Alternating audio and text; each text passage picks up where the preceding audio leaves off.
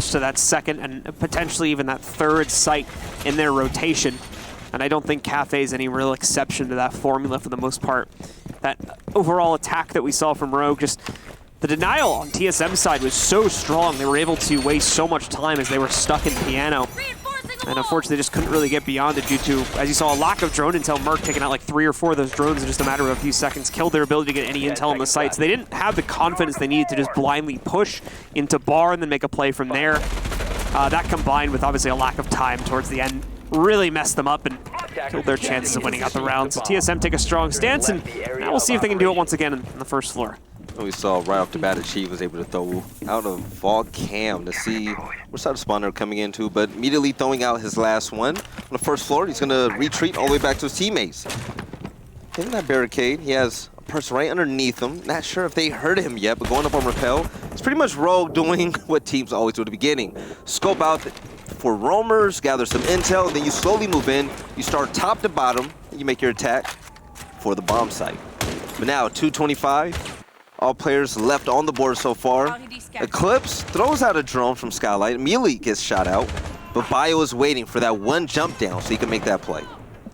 So much like a lot of, kind of lower floor sites on a lot of other maps, this is no exception to the rule where you do need to have a pretty active presence from your defenders, even upstairs. And at the moment, TSM trying to do it with Merc and Achieved a pretty good job of it as they deny a little bit of control, but ultimately, players like Shuttle are going to be able to drop in through red stairs and start taking control of Cigar. You've got that double shoot that we're going to see Buck try to go for. A nice snipe from Vert as well. Catches Merc before he can lock onto him. That'll lead to a 1-for-1 exchange as Eclipse was lost somewhere else on the map, making it a 4v4 overall. That was one of the best kills so far in that exchange. Taking out Eclipse, that means that IQ was off the board. Bolo, his Yokai drone is going to be unmatched, period. They won't be able to track him down with IQ. They're just going to have to pick him up out that sky if they're able to see it, which is going to be extremely hard due to their cloaking device. But Bio, if he plays his cards right, aimed right down, looking at this window over near train, he'll probably be able to pick up a kill or two. But running right past, he loses a little bit of health. And Slash Hug, he's going to pick up the headshot on Crazy. Advantage over to Rogue. Now let's see how they finish it off. This is where they failed the last time, is getting onto the site, but already they've got a lot more control to work with. Just have to try and flush the players outside of trains, and they'll pretty much have the control they need to safely execute from downstairs as well. And that part's going to be a whole lot easier. Biologic, what are you doing? Thought he had to kill Dead to Rights, but no. Slash ends up just getting his second, and that'll clear it out easily with another one. Brings it down to only Bolo now in a 1v4 situation. Locked to the inside of the kitchen. Not really any room he can maneuver with either, as unfortunately he's got broken ceilings all over the place above him. If he goes to the wrong position, may not even be able to see his opponent before the bullet's thrown into his head. Yeah, with the self-destruction, he's still trying to get a shot down, a little bit of pre-fire through the walls, unable to connect, and he's a sitting duck right now. Bolo at full health, 2 Yokai drones in his way, and yeah, he's gonna pick up the first kill. A headshot on Vertical, and being attacked from another side from Abana, he's able to pepper in a few shots and able to clutch as he looks up, and Slash Hug finishes the job. Roll. They're gonna go ahead and win round number 2. Can appreciate the attempt for Bolo, but basically at the end of the day, an unlosable situation for Rogue. Just had to get enough manpower into the site to outmaneuver Bolo and take him down to be able to trade that back. A little bit slower this time. Well, actually, no, generally the same speed of attack from Rogue, and it works out much, much better due to them getting those earlier kills. So, this map is heavily defender-sided. Rogue was able to pick up a win on their second attack round. If Rogue is able to win yet another round on attack, that's going to be huge, because that momentum shift is going to be real once they go on the defensive side, where they're extremely strong. So Dot coming into play for Bolo. We saw the gunplay coming up. My personal opinion, I felt like he should have definitely killed Abana. Be there. He's going to be in his vault cams, and yeah, he's not going to try that. Bio, he's going to stay put right here behind bar. Hopefully he does a great job as Echo. He's going to see if he can do something that Bolo couldn't do usually. But Bolo has had a hot hand, so this switch up pretty much makes a lot of sense. Yeah, I'm curious to see as well if TSM's aggression is going to pay off here. If you kind of judge it from the match they played against SSG in the Rally qualifiers the other day, their defensive aggression was a little bit hit or miss, and it led to a very similar situation that we had back in like the comparison between last round and round 3 and what happened in round 2, where sometimes they would over-aggress, kind of give up too much in the early round, then it would just make the round a cakewalk for the attackers, and other times they just really like rock solid setup on defense, and the attackers can't get anything going. So it's really hard to judge which way it's going to go. It's looking like this time it's starting out pretty well though. TSM's achieved. It's able to find Shuttle. Again, I think it's from that stairs position potentially that he finds him at. Wow. Okay, so you have a C4 kill coming from him. Bolo was able to get a shot down on vertical, taking out one of Rogue's top fraggers. And Bolo in his favorite position, holding down white stairs. With the goo mine able to tip him off if Rogue seems to come from Christmas. We all bet he's going to aim down the sight to go ahead and try to pick up yet another kill, but Rogue, they're being wary when it comes to going down that angle. Habana's moving in towards bar, a little bit of pre-fire coming in. Rogue, they're not sure what they want to do so far. You see a drone come into play. It's more so the fact as well here that they're really hard set on a strat and don't seem to want to vary from that too much. 3 times in a row now. Yeah, I mean, in general, this is like the safest way to attack upstairs, but as you're seeing, they're trying to work for downstairs control too, and because it wasn't their priority in the early round, they're now having to try and establish a kind of sweep formation, but they just don't have the time to do it, unfortunately, so they try to make it a haphazard play upstairs again. Slash going to get cut off as a result of that. Bolo will continue to thrive on white stairs as he finds his second or third kill in the round right there. And now the remaining two just don't really have the manpower to cover the necessary ground that they need to take this site. So it's going to be really rough to see any kind of clutch come out of this one from Rogue. Yeah, Rogue are pretty much hard stuck. And Merc picking up a headshot easily. That's going to leave Rogue in a 1v5 scenario. As the clips on IQ, he's moving closer and closer. He's able to pick up a kill before he gets taken out. It's going to help out his KD just a tad bit, but TSM, once again, they win big time on defense. These upstairs holds are looking really strong from TSM, especially with the weighted aggression down the white hallway. It really denies everything from Rogue, and you could see it was as well, especially later on in the round. We didn't get to check it out too much in the early round to see if they were attempting to take second floor control and eventually get something maybe towards like white stairs lined up for themselves. Yeah. But in the late round, they did try to do it. I think it just was a little bit too little too late, and unfortunately, they kind of got stuck in the same position over by Christmas that they did back in the first round as well. I mean, to give credit to Rogue, they're getting down to Red Hatch pretty fast. They're getting into Christmas area pretty fast as well. But every time they do that, someone gets a C4 kill. Bolo picks up yet another kill. Rogue, they're always down a player or two by the time they get in the piano on Christmas. And when you're down so many players that early, I mean, that pretty much goes enriching your strategy. So Team Solomed, they're pretty much setting up the pace by getting those fast and early kills the moment Rogue steps foot onto the third floor. And they're probably going to try to do that once again here on first floor as well.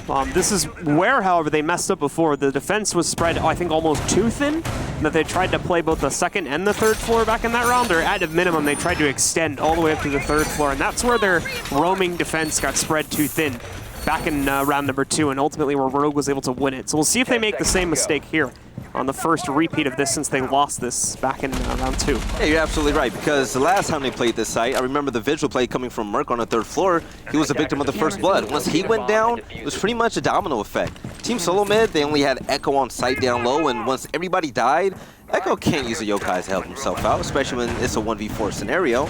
So Bolo tried to fight his way out for the clutch, and it just wasn't there for him. So let's see if they learned their lesson. And kicking things off already. A little bit more droning. Clear out the second and third floor. Rogue, they're going to go right back to the roof. See if they can pick up a roamer on the way to the bomb site. So the setup once again is going to put a lot of yokai presence just on the site, trying to delay this for as long as possible, and that's the key, is trying to stop the attackers, and Rogue in this case, from getting access to mining along with the trains, where you do have a lot more destructible floor to play with in the new version of Cafe that can give you a bit more room to look down below you. Taking their time slowly but surely. There's going to be, what, 4 or 5 players on this roof right now? Yeah, it's definitely a party. Like I said, execute heavy team when it comes to Rogue on their attack. It's definitely a party, and yet down goes the first man. There you go. One by one, slowly but surely. They all move in towards piano, giving time for Team Solomed to go ahead and rotate around. You see Achieved, he was on the third floor, but he moved all the way down. Ran away to safety and still clearing out the third floor. There's been no encounter yet. Minute and 30 seconds. It's been a lot of time wasted just getting down that hatch alone. Yeah, the droning was helpful because it drove them away. It's a bit worrisome though, the fact that they still have to, go through 2 more floors. They've only got a minute and 20 seconds left. Now, to be fair, they can just kind of evacuate out of here and reaggress downstairs and go for a pretty quick attack through something like Bakery if they wanted to. I just don't see that as necessarily likely, but I mean, there's a couple players leaving, so at least one of them is going to try to rotate downstairs from the looks of things, as Vert's making a run to try and quickly drone out Bakery now. Yeah, Plan B is in full effect now that we have under a minute left, and holding on to the stairs is Mew. Team Solo Med, they're still holding on strong, not given any challenge whatsoever, but Achieve tosses up a Nitro Cell, and he's going to barely miss it. But with soft destruction in that floor above him, or so to say the roof, he's trying to see if he can see someone peek out, but Merc is going to be able to catch Eclipse on the stairs. Merc as well can just completely deny access to Garage here for so long now, just because he has that threat of presence. He doesn't even necessarily need to stay there anymore. 25 seconds left. We're no closer, at least as far as we can see, to the execute there from Rogue. And Rogue are continuing to drop players out one by one. Bolo with the most recent find against Shuttle. What is Rogue going to do? 15 seconds to go. Try to force themselves on the site now that they wasted about all this time. Not going to work. 1v5. Oh, easily got a kill, so there you have it. Nice headshot on Crazy, but hey, there's not enough. Bolo's going to clear up the kill. I believe Bolo's, what, 9-3 right now? Marcio, what are the stats so far? He's been doing so well on defense. Yeah, 9-2. 9-2. Yeah, he's been solid. And I really love the role change on third floor, and it allowed him to excel, especially as Legion. So Team Solo Med currently up 4-1 here on Cafe. One more round until the swap. Rogue putting a lot of emphasis on their defense right now. We need to start seeing something from them on attack, otherwise this could be a very quick map number one. And this is interesting because me personally, I love Rogue when they're aggressive, when they're predicting the pace. I'm not predicting the pace, when they're forcing the pace on their opponents. And that time around, it took them more than a minute and 30 seconds just to jump down Red Hatch. By the time they got down to Red Hatch, you saw two players, they stopped and turned around and jumped out the windows to go first floor. They're like, hey, we don't have enough time left. We have a minute left. We haven't even cleared out the second floor. We cleared out the third floor, didn't even get into one gunfight. What are we doing? They tried to change up their strategy mid-round, and Team Solo Med had a near-flawless victory, winning 4-0. So, let's see if they can end this side strong with the 5-1 finish. Yeah, you almost want to make a call out to question whether the in-game leadership was following the time correctly. Yeah. To a certain extent, where they kind of panic rotated one or two players downstairs to try and start a Bakery clear when they got to that minute and 20 seconds. Obviously, we're not in the comms, so we don't necessarily know these things, but it just seemed very weird how they didn't necessarily seem to have that plan B being established until very late in the round, and even when they executed on it, it didn't really seem like it was all that well put together. All right, so let's see what happens. Coming out from Christmas Market, it's going to be Eclipse, bringing out my girl Gridlock. Let's see what those track singers are going to do. Grabbing his drone, and he's going to work his way over to the top again. Hopefully Rogue, hopefully they're more efficient when it comes to this attack. But Blue, I don't know. I want to see more dynamic strategy from Rogue when it comes to attacking. We know that this is one of their strongest maps, but they're running into a brick wall when it comes to getting on third floor and just creating that type of dominance against Team Solo Med. Team Solo Med's spacing when it comes to Rogue's pressure has been fantastic. They keep their distance, long line of sights, goo mines to stop them, vault cams to point them out, and they stay safe for the remainder of the round. TSM's done a great job with almost having a hook, line, and sinker approach to kind of baiting in Rogue. Yeah. Because at a minimum they trap them upstairs a lot of the time. They've kind of been giving over Red Hatch control along with Christmas control in quite a few of these rounds. And what that's done is that's locked a good amount of Rogue's roster to the inside of that part of the building. And you don't have an easy way out unless you go out the windows and rappel or just drop down all the way.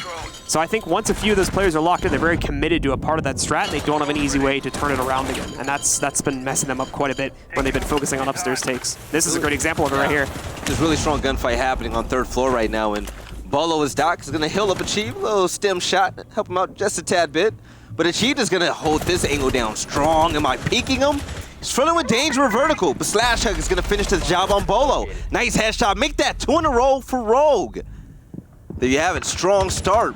Looking to pick up their second win on attack. It's going to be all about execution and finishing.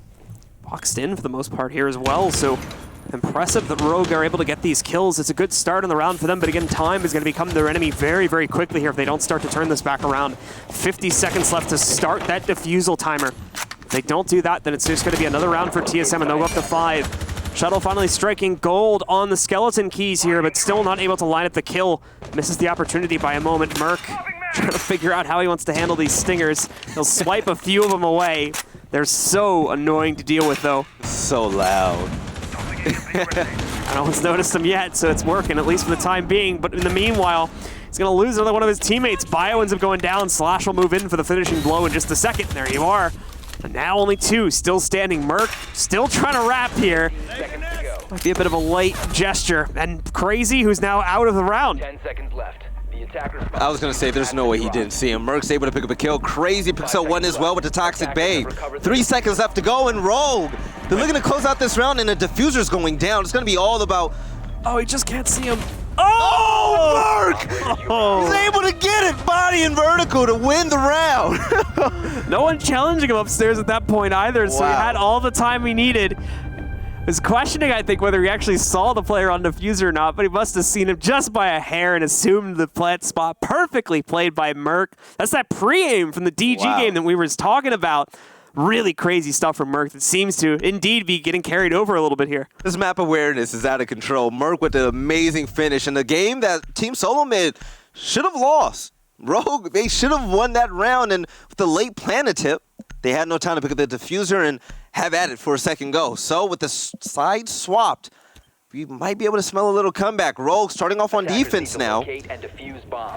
They should be able to rack up a few wins to try to bring this back up. But take a look at how the rounds have ended so far. Pretty much slaying out. The last round ran out of time as Merc was able to pick up that headshot through the floor. But see what they have under their sleeves on the defensive side of things. Yeah, so again, you got to give props to TSM's roaming squad. Did an absolutely fantastic job that entire side on defense, specifically in that last round. Really making my case when I was talking about the example of how they were able to trap players from Rogue's attack on the inside of Christmas and Red Hatch.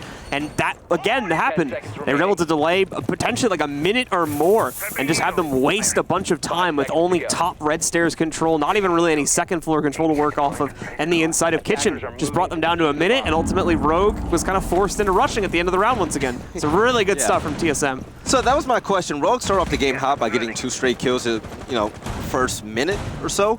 And then, once again, they were battling with time. And they had to force their way down there with the Sophia push from Slash Hug.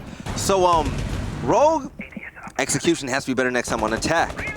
But Team Solo Mid, you see my man Bio, he's going to be on Dokkaebi, his operator of choice. We've seen him on Dokkaebi a lot recently, and that shot is so precise with him. With the ability to hack cameras once he disposes of an enemy member. He'll be a very important operator on this team. A little bit of drone play coming in from Merc. Pretty much quiet so far.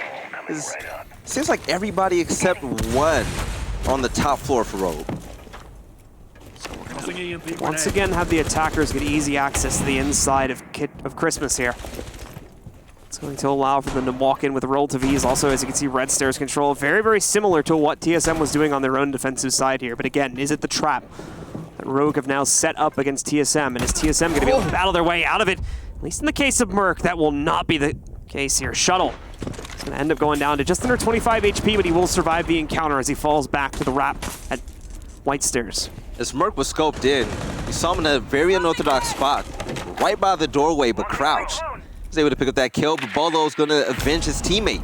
And with the Nitro Cell coming up, it's going to be 2 for Rogue so far this game. Pretty strong start, but kicking up a frag grenade and throwing it towards White Stairs. Oh, that was such a great attempt, but the ADS was able to defuse the frag grenade in midair before it took out that player that's currently on White. So, down into an even 3v3 we go. Time also starting to get a little bit low. Hatch, however, successfully opened to get them inside of Freezer. Now they're going to try and work at a great angle for it achieved. Can't get the kill, though. Only knocks out about 25 HP from the Valkyrie all the way across the way. Still an okay amount of time, but TSM's hand is going to be forced in the next 20 seconds or so as we go just under 50 now.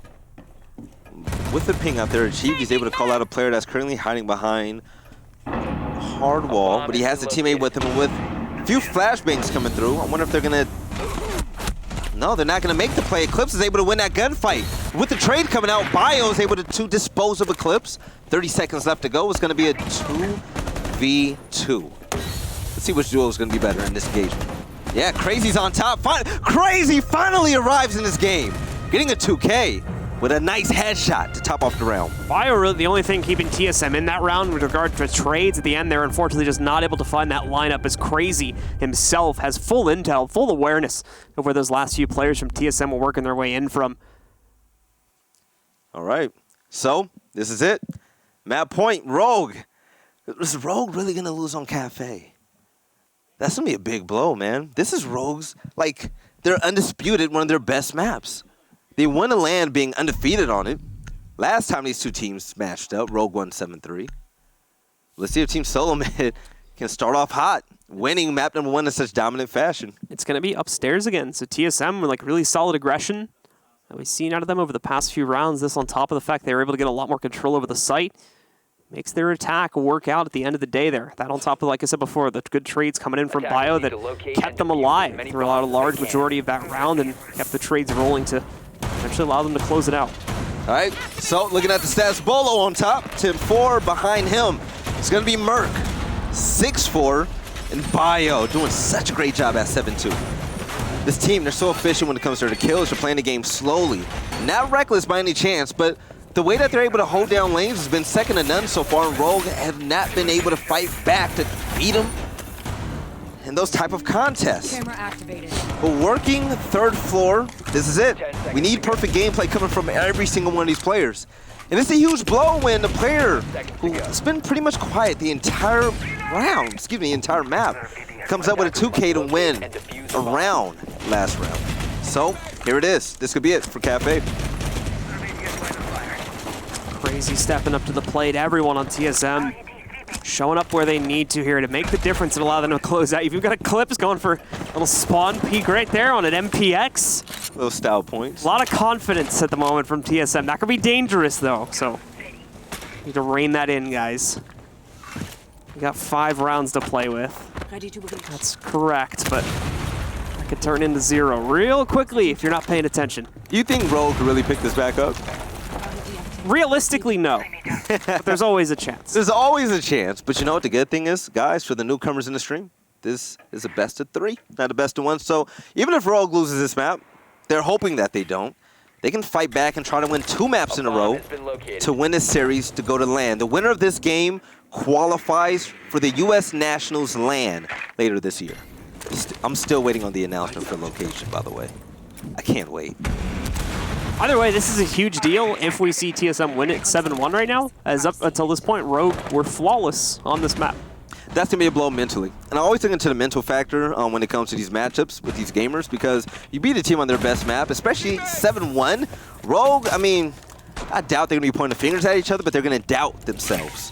And you don't want that heading into map 2. You don't want that short-term memory.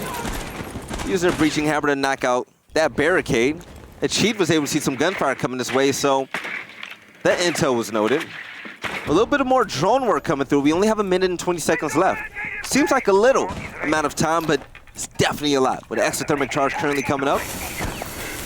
Let's see if TSM can go ahead and pick up this first kill. Crazy on point right now after he's blowing the wall open, but we've also got Bolo still working for control over on the outreaches of the site. He'll pop open the window so the Biologic can start to lurk in and deny that player from being able to find impact. And Merc, in the meanwhile, he's going to be able to strike, find Slash, takes out the Doc from the round. Same situation. They've got those walls open. They've got the positioning they need in order to execute, but same as before, they've only got 50 seconds left. And now, some responses from Rogue. Well, only one right now. Shuttle taking out Crazy. Besides that, Acheed finds another pick on Shuttle. Another attempted peek from Rogue is punished by Bolo. So he just cannot seem to lose these duels this evening. Down to Eclipse and Vert. A nice attempt from Eclipse to find a C4 frag, but it's off the mark. Only knocks out 75 damage from Bio. And now Vert as well gonna be caught, leaving it all on Eclipse in a 1v4 situation. Boxed out as well. Finds that first kill. Had a lot of intel to play off of from McCann, but it won't matter as Merc trades it right back.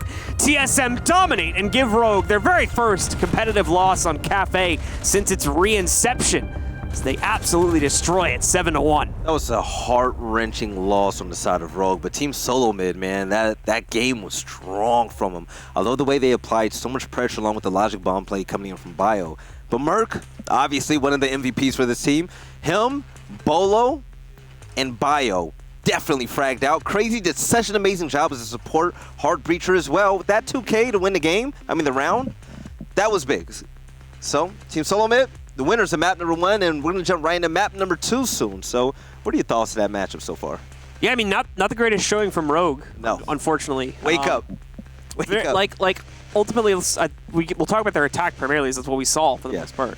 Very static at the end of the day, and it's never necessarily a bad thing. Is that means they play like they have a very set game when they go into rounds. They seem to have a plan. They don't really want to diverge from that. But that problem, unfortunately, came back to bite them in a very big ways. They were unable, like we were mentioning at halftime, they were unable to often get access past pianos, past the Christmas room.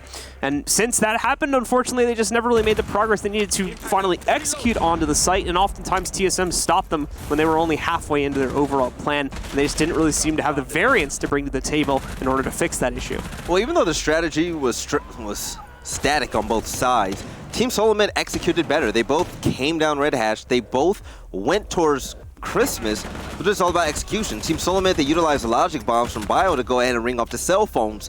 Once the buzzes came through, all of the audio cues came in on Team Solo Mid's side, and that's when they made the pushes, especially after the Thermite hard breachers to go into bar.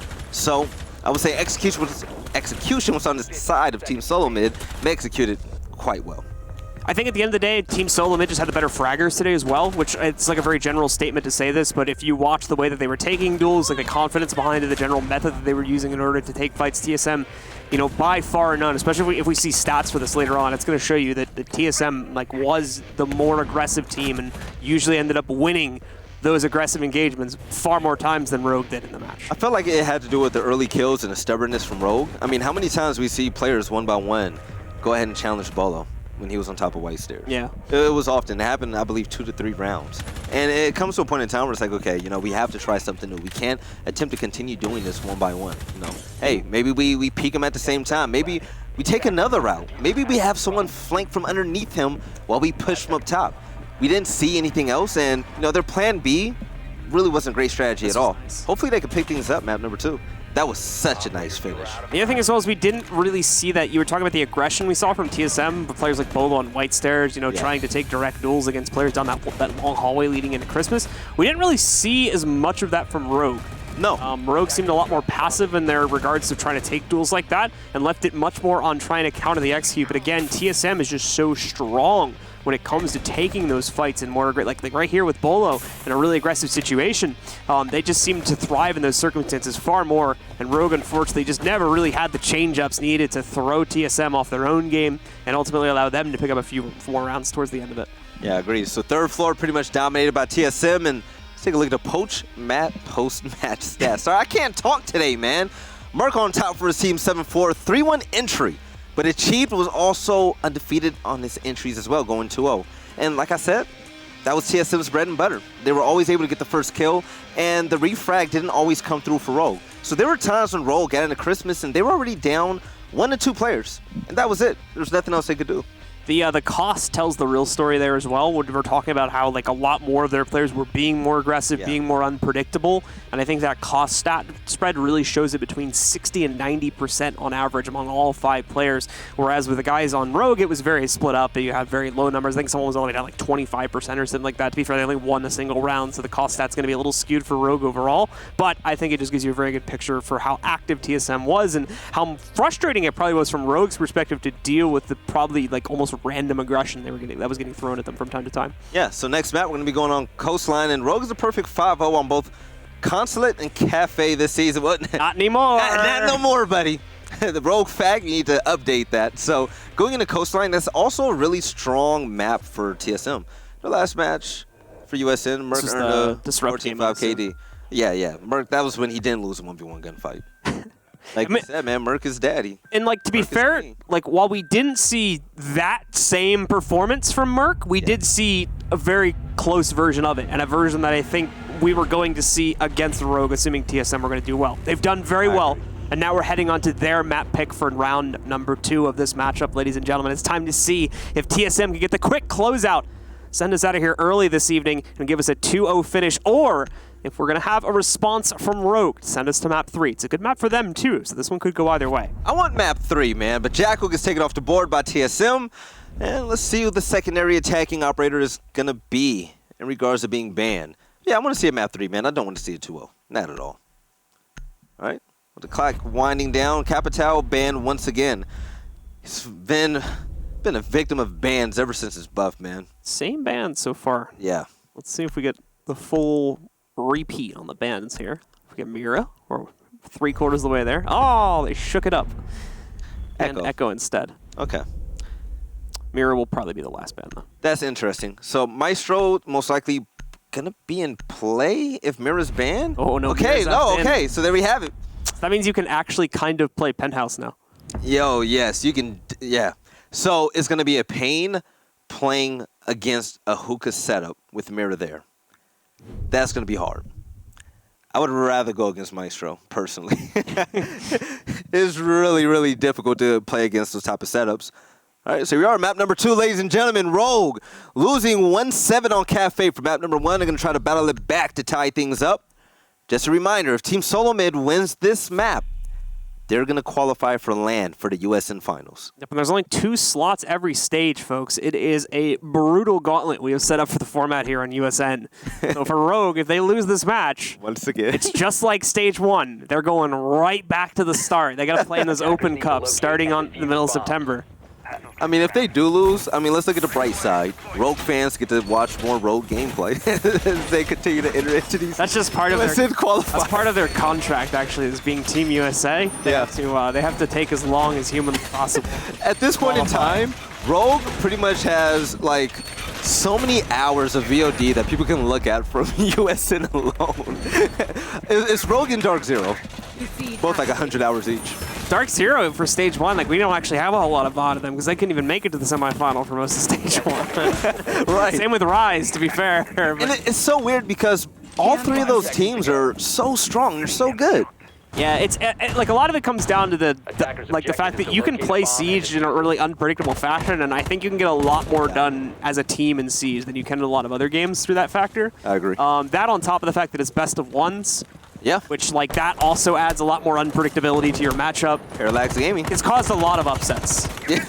Yeah, big time. Very explainable upsets, but upsets nonetheless at the end of the day. But it's been fun to see. Yep. So this time around, Rogue, they're going to start off on... No, yeah, they're going to be on attack for the second time in a row to start off the map. Vertical. Dropping that shock drone around the cool vibes. They're able to get rid of one ADS as it gets shot out. Not sure if he has another one yet. But so far, it's quiet on the front as both teams are trying to figure out where their opponents currently are. Right, so obviously things starting out a little bit slow. As you kind of expect, ignore the gunfire. That's mainly just set up from our defenders still, along with the attackers, just pre-firing angles that defenders absolutely shouldn't be in at this point in the game. It's a late preparation phase. Yep. Pretty much it. All right, so Vertical putting in some gunfire, and there you have it, the first kill. With 1 minute and 50 seconds, Eclipse is going to topple over Achieve. The first blood of the game. Let's get them out of control. It's actually going to give them pretty much free reign over the entire horseshoe leading up to Hookah and Billiards at this point. Crazy also going to get caught as well by Easy from way down over at Hall of Fame. A nice shot from him right there in order to pick that one up. Yeah, this map is way more faster paced than Cafe because it's way more condensed with a lot of rooms and entry for the attacking team. But Bolo's in a position where he can be a part of the static any moment now. Gunfire could go his way, but most of the shots are coming through Hookah balcony. Oh, Bolo shoots the drone, flicks up, and pops Easily for the nice headshot. So Easy currently out the game, and then yet another gunfire. A gunfight with steady aim. He's unable to pick up the kill, but yeah, 3 straight for time. And Vert, like last time, he's on route to go ahead and clutch this up, able to get a headshot on Merc. Vert's so good in this very composed situation of trying to control what is otherwise an uncontrollable round now. 23 seconds, though. Time is going to force him into an execute relatively soon. And unfortunately, I'm not sure if he has all the intel he needs in order to confidently make this push happen. 15 seconds left. To be fair, his opponents are giving him a good amount of sound intel. Bolo, his aggression gets the better of him. There is a peek and an attempted trade from Achieved, however, is going to be successful as TSM, again, with only one man standing at the end of it, do end up closing out the round in their favor. So close. Vertical almost had it twice now, the 1v3 to clutch it up. And Vertical fell short when it came to killing the last player from Team Solo Mid. But like I was saying, man, that's pretty much meta, man.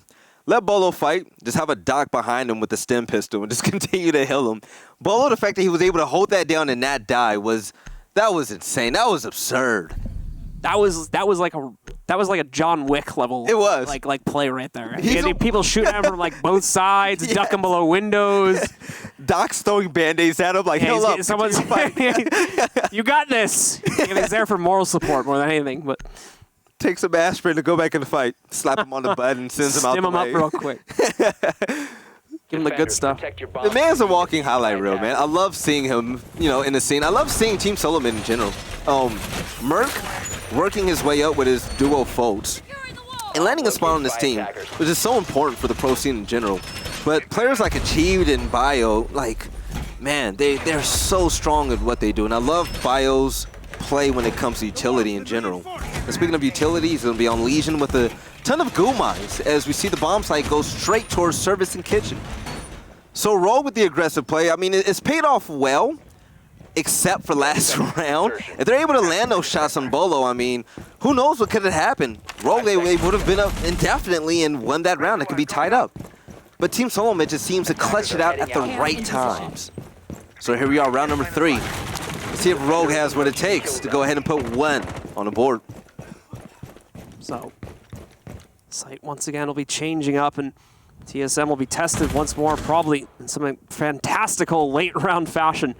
That's been the way the first 2 rounds have played out so far, and it's made for an exciting game, at least for the Bolo fans out there. It's time to see if they can give us a little bit more of that. If Rogue as well can continue to adapt to their own attacking side to get them some rounds on the board here. As unfortunately, this has been a very disappointing night for them so far. They do not want to get knocked back to the beginning of the qualification process all over again for Stage 3. All right, easily moving on in towards the balcony along with his man Slash Hug. Let's see if they go ahead and pick up a kill so far. There's going to be players over in Penthouse. They're going to try to get rid of those roamers. It's going to be 2 total. Moving in behind the drone, Slash Hug might be able to pick up a kill, but Achieved is going to be on top of it, taking out it easily. And a nice kill. Vertical picks one up as well with the F2. Oh, and he picks up a down. It's going to be a 2K, but moving in, it's going to be risky, but definitely worth it. It's able to clean up the kill on Bolo as well, taking out one of the top gunners so far for TSM. Part of the course, though, is we've seen the previous 2 rounds also trade out very evenly at the end of the day. TSM does not seem to mind throwing away their players at the risk of potentially getting an extra trade for it. Vertic's going to move in with the drone and get a little bit of extra intel onto the Mozzie. But being a little bit careful so as not to lose that drone. Although he does park it right in front of the Mozzie. Snapped up some barbed wire over on Cool Vibes. You see a player from Rogue currently moving down the first floor. And just crazy close his eyes and threw a nitro cell up there and hope for the best. And able to connect. It was way off the mark. He heard the footsteps. Unfortunately, Post wasn't in the game, and he's not on Post to see exactly where the player is. But he tried to guess it with his sound. His ears failed him. So, wasted utility on his end. Seemed like he'd been looking for a while, so yeah. Kind of probably just got frustrated of continuing to search for that. And see, I mean, another 1-for-1 trade. Going to stay very even this game from the looks of things. Now it's down to Achieved and Merc. 2 of the better players on TSM, though, so 2 you'd want to have in this situation, but they are out of position. They do not have the best retake spot to play with. Merc, though, going to continue to move in. We'll get an interesting POV for this kill, but we get it regardless as both of them pick up frags to shut down the round. TSM cannot be stopped. This is just so concerning. Team Solomon, they're striking first and they're striking last. I mean, it's almost as if Rogue, they don't have an answer anymore. The first round, I would say, should have gone to Rogue, definitely. But after that, slowly but surely, Team Solomon, they're just, they're taking the game by the neck right now. So, up 3-0 on the defensive side. Let's see if they can go ahead and extend the lead to 4. So far, the total round count, 10-1. That's rough. You don't expect this from Rogue. But with Raleigh coming up soon, they might be saving strats. Don't say that. Maybe. That's my trigger word. They're saving strats, yeah. All right, let's see what happens. That's like the every team cop out when there's a tournament coming. Oh, we're saving strats. Like imagine 2 fans fighting. Every team saves strats. Yeah, to an extent. That's not an excuse. Teams save strats to an extent, but they don't save strats to lose. at all. Yeah. Especially for a spot to go to. Not in this fashion, anyway. Right. They don't save every single strat and only pick up a single round over 2 maps. Like, come on. Yeah. You know what, man? I want to see Rogue start off hot. I love what Verse doing in these scenarios where he's trying to, you know, really drag out that win in these 1v3 situations. It shouldn't have to get to that point. I want to see Rogue strike fast and hard at the beginning of the game. I don't want Team Solomon getting the first blood anymore. I want to change the pace. Let's see. Rogue have been kicking up their own aggression. And I said at the end of round 1 that it seemed to be what they needed. Unfortunately, it hasn't given them what they so desperately want just yet. And that's an actual win on one of these rounds here. They've come very close. The trade game has been incredibly even. Yeah. Unfortunately, when it comes down to the late round situations, TSM is just winning those every single time. The clutch potential out of their players is far more than anything we've seen from Rogue so far in this series. Yeah, and their slaying prowess has been unmatched. I mean, Bolo has 6 kills in the first 2 rounds. That's nutty. If they can continue to keep this up. Hey, there you go. 7. Speaking of whom, Bolo is going to draw Vertical. And Vertical falling first is just, oh, it's a headache for Rogue, man. One of your best gunners once again with great utility with the Twitch drones. It's going to be out the game. Basically no damage on the return either. Merc looks like he took about 25 HP, but that could be unrelated from the original fight. So yeah, much healthier overall, but there is the 4v4 as Slash does strike, able to finish off Merc, taking him out. A little bit of drone play coming in from Eclipse. He's going to pull interest in Sunrise. He's going to run into a player. Yeah, you see that kill hole right there? I don't think he noticed that just yet. There's a player right behind it. So the moment Eclipse runs in, if he gets in that line of sight, he's done for. Yeah, and the audio cues are there.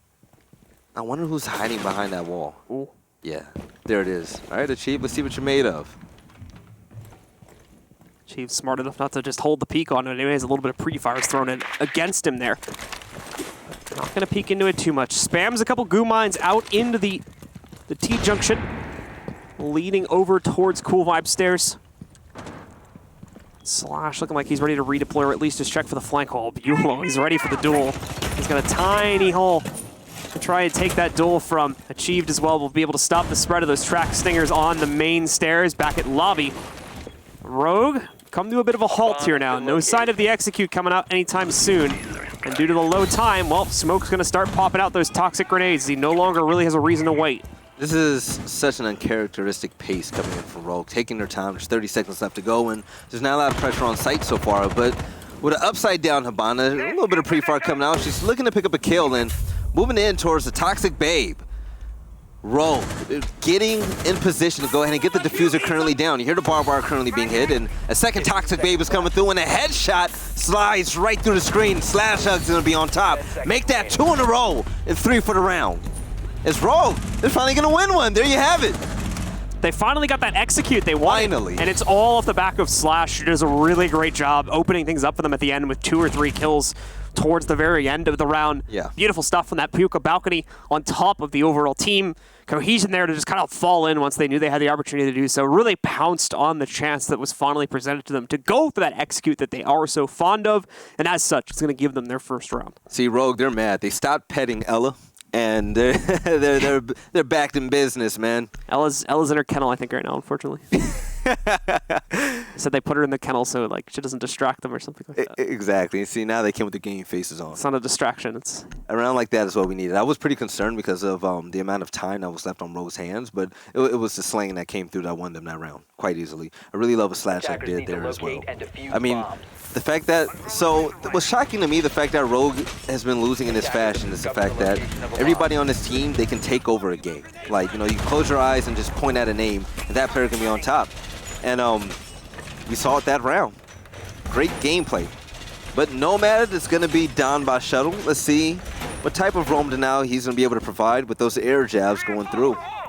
Eclipse is going to be on Ash. So you're going to have Ash and Twitch in play. That's a lot of fragging power. Nomad in general on this map, considering especially upstairs, considering the pretty circular nature of the way that the map's laid out, if you can get those into a position where you force the defender to use either like an impact or some other form of utility to get rid of those air jabs, it's just so good because it essentially cuts off your only flanked angle in most situations, at least when you're talking from like a 1D perspective here. Or I guess you could say a 2D perspective. If you're adding top-down play into it, things get a little bit more difficult from that point forward, but Nomad can be so effective at blocking off flanks on this map. All right, so there you have it. Prep phase currently done, and let's see if Rogue can go ahead and slap another one on the board. Merc currently roaming around, 2 pest launchers at his disposal so far. Waiting for the right moment to go ahead and throw a few of them down. Hopefully, you can catch a Twitch drone. Remember one time you and Stokes were casting, we almost saw a Twitch drone battle. And it was actually on this map. That was the greatest thing I've ever seen in my life. It's the most epic thing ever, dude. All right. Next time on BattleBots. All right. A little bit of gunplay coming through. Bolo's going to run right to the bottom of Cool Vibes, escaping that fight with his life. It was a 1v2. But Rogue, they're going to back up as well and continue to drone out because of the fact that Bolo retreated. They do now want to chase and step into a trap. Bolo can actually re-aggress here over the next moment or two if he wants to, since there's still pressure, as you can see here, for players like Mozzie, who's back over in VIP. They may have one other player upstairs here too, although I don't know if he was able to back up just yet. It's just these two for now. There you go again. There's the success from Nomad. That was probably going to be a pretty successful push if he was able to complete it, but now it's sent it back the other way. Yolo's got to wait for it. He does ultimately waste the charge, however. Subtle, and the Thatcher easily alive and in the fight now. Okay, here it is, 1v4, and hey, Shuttle gets the first kill. There you have it in 1v3. He's now in vertical shoes. Is he going to be able to clutch this up? C4 coming through, unable to connect in. Oh, Merc almost connected. Did that pre-fire through the floor? Yeah, slightly off the mark. He's playing off of sound. This is going to be a really hard opportunity to try to clutch. Yeah, for Shuttle, this is very difficult. I mean, to be fair, he does have at least one player very low, but the diffuser down, Merc's right in his face, he's already dead. So all these things will present problems for trying to clutch this, and ultimately it'll go to TSM, who's going to take yet another round. 4-2 for them at halftime now. Still a very dominant stance being taken. And it's pretty much a never-ending uphill battle for Rogue, man. They never had a chance, map number 1. Now, I mean, they were able to bring it up 2-3, but Team Solo Mid, they're now up by double their points. But switching over to defense, hopefully this side favors them more than attack. But still fighting from behind, they have a long way to go. We'll have to see, because to be fair, we didn't get to see a whole lot of TSM's attacking side back from what we did get to see over on our first map. So it's going to be a bit more of it, hopefully, that we get to see from them this time. As I would expect Rogue to still put up a very good fight on defense. Attack just seems a little bit off the mark tonight.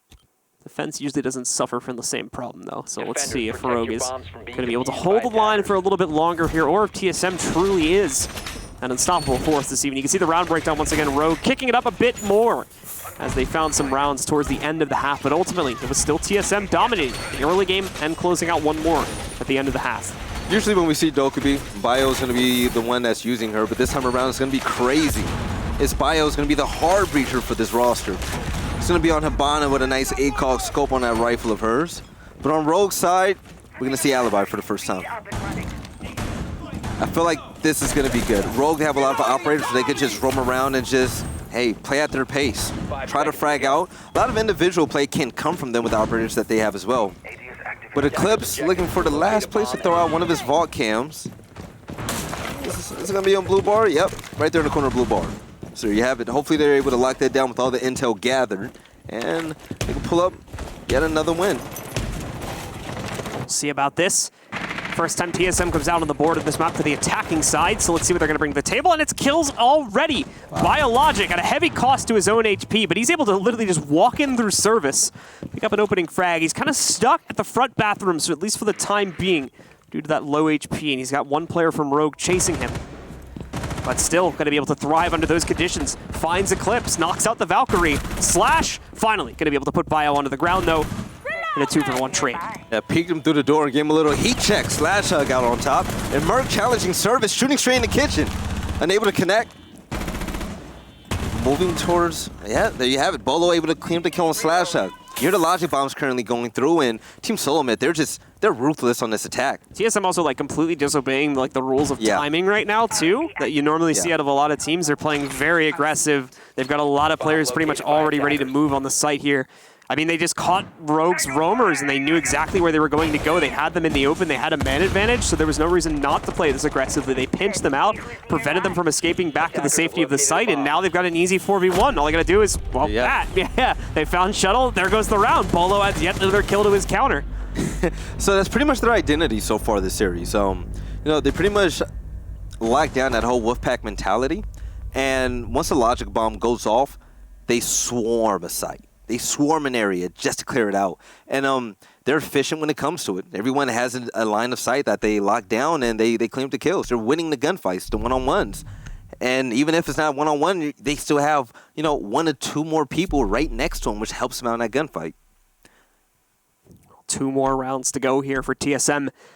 They managed to make the run. They will qualify for LAN, knocking Rogue out of the running for a second stage in a row, sending them back to the beginning of the race at the start of Stage 3 to compete with every other team still vying for a slot. There will only be 2 more chances left for Rogue to get that opportunity at the end of Stage 3, and if necessary, in our wildcard tournament at the very end of the season. Hey, Marcy, you hold the stat screen up again. So when people say, Veli, why do you get so excited when Bolo makes a big play? Why do you talk about Bolo? Look at the man's stats right now, man. You can't be biased to someone who does well all the time. Come on, man. But it's great teamwork from everybody on that roster as well. I really love what Achieved and Bio did last round. Like I said, Bio and Crazy and Bio, excuse me. Bio, it was just on fire. I believe it was a 2K that he got earlier on. Yeah. Almost got the 3K, fell short, but he still opened things up in the first 20 seconds for his teammates to be able to run down. And with a little spawn peek, Shuttle's unable to connect. He does get some damage at least. Yeah. Brings Achieve down to about 30. Which is good. It's good. Not necessarily what he wanted, but they only have to be happy with the damage they got at least for now. Slash, meanwhile, hello, there's the finishing blow onto Achieved. So we see this on Border a lot when it comes to Rogue. They're spawn peeking pros. And you love seeing it on defense. They always try it. They go for the risk and, more than less, they're able to connect. We kind of need to see a little bit more of this aggression from them too. A little bit more unpredictability. And so far it's working great. Shuttle, of course, getting the second pick against Bio. Has now knocked out their hard breach potential. So already pretty heavily limiting the scope of what TSM can do for the rest of this round. The first trade back is going to come from Merc, though. Finds Slash a relatively low impact kill, considering that the job has already been done with the 2 other kills that were gained earlier on in the round. Right, moving slowly in Aquarium. And Bolo doing this thing as well in VIP. He thinks someone's going to peek that door, but it's going to be nobody just yet. We still have a lot of time left on the clock. Now, minute 35 seconds. TSM currently down 2 players to 1. And with the Logia Bomb coming through, Merc is gonna not gonna repel upside down. He's gonna go to the second level. Get away from that current gunfight he was in. Merc's gonna watch his back here too. He still has a player down below him in the office. So he's not careful. There could be someone, yep, doing that. Clips is gonna be able to take him out with the C4. Rogue's prowess and control over this round continues to grow as it's down to just Crazy and Bolo now. So this is the thing. Whenever the rounds are slower, Rogue is always on top. So it's all about stopping the pressure that TSM are currently or aggressively applying every single round. You're able to get that first kill off, that throws a dent in their strategy. They immediately rethink, the way they push into the site, and it seems to work so far.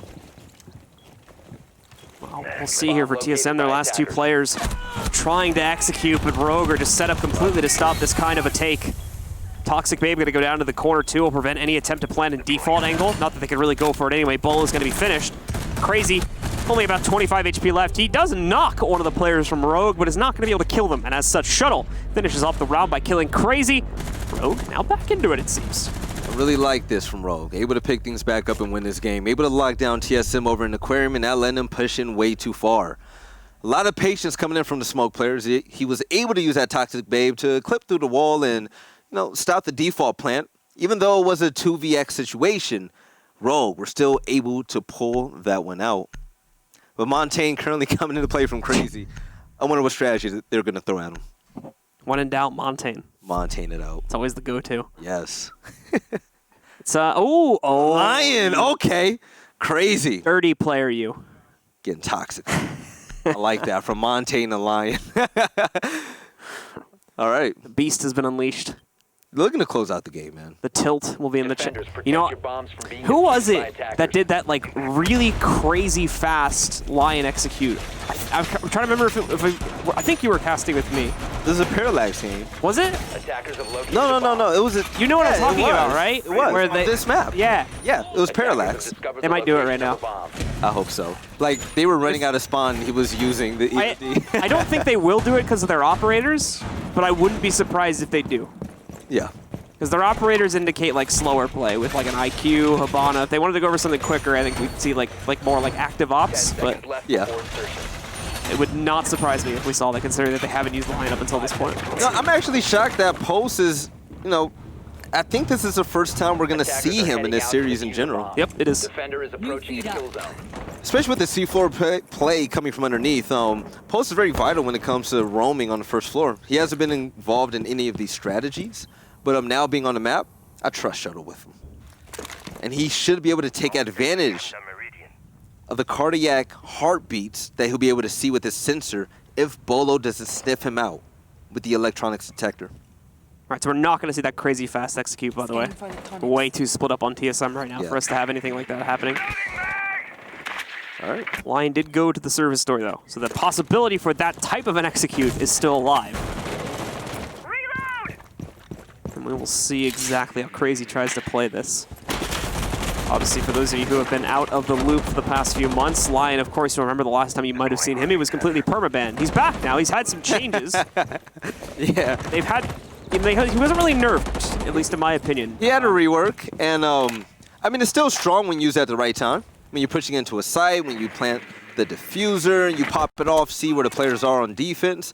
I mean, it comes in handy big time, and it has, what, 3 charges? Yeah. So that's big. So we got an additional charge. It activates faster, but it's alive for less time, and it's less precise. Is like the easiest way I've been able to break it down. All right, it's a wasted nitro cell. And there you have it. Bolo able to peek out, getting a headshot on /hug, but unable to get the 2K is Vertical is going to get the best of him. Vertical with the promotion to Doc is able to utilize him swiftly, but he's going to get taken out. Merc able to clean him up, and yeah, the refracts come through. Yeah, it's a bloodbath currently. And there's so much time left on the board. With the 1v2, it's going to be up to Crazy, but Crazy has Lions, so hey, he's the king of Intel. There's the ping now. He's going to get one player from it. Unfortunately, it's really far away. It was the... Oh, let's see this. I heard those Legion mines get thrown out a second ago, so he knows he's somewhere near bars. Yeah, that was so close. Can't pinpoint the exact location, though. 50 seconds left to go. Chief just had enough. Yeah. He's gone. He's done with this. Oh, Come on. Oh, no. All right, so Chief is going to drop out. His hamster stopped running and his internet stopped working. So not sure what's going to happen from that. But Rogue, they're going to come out on top that round.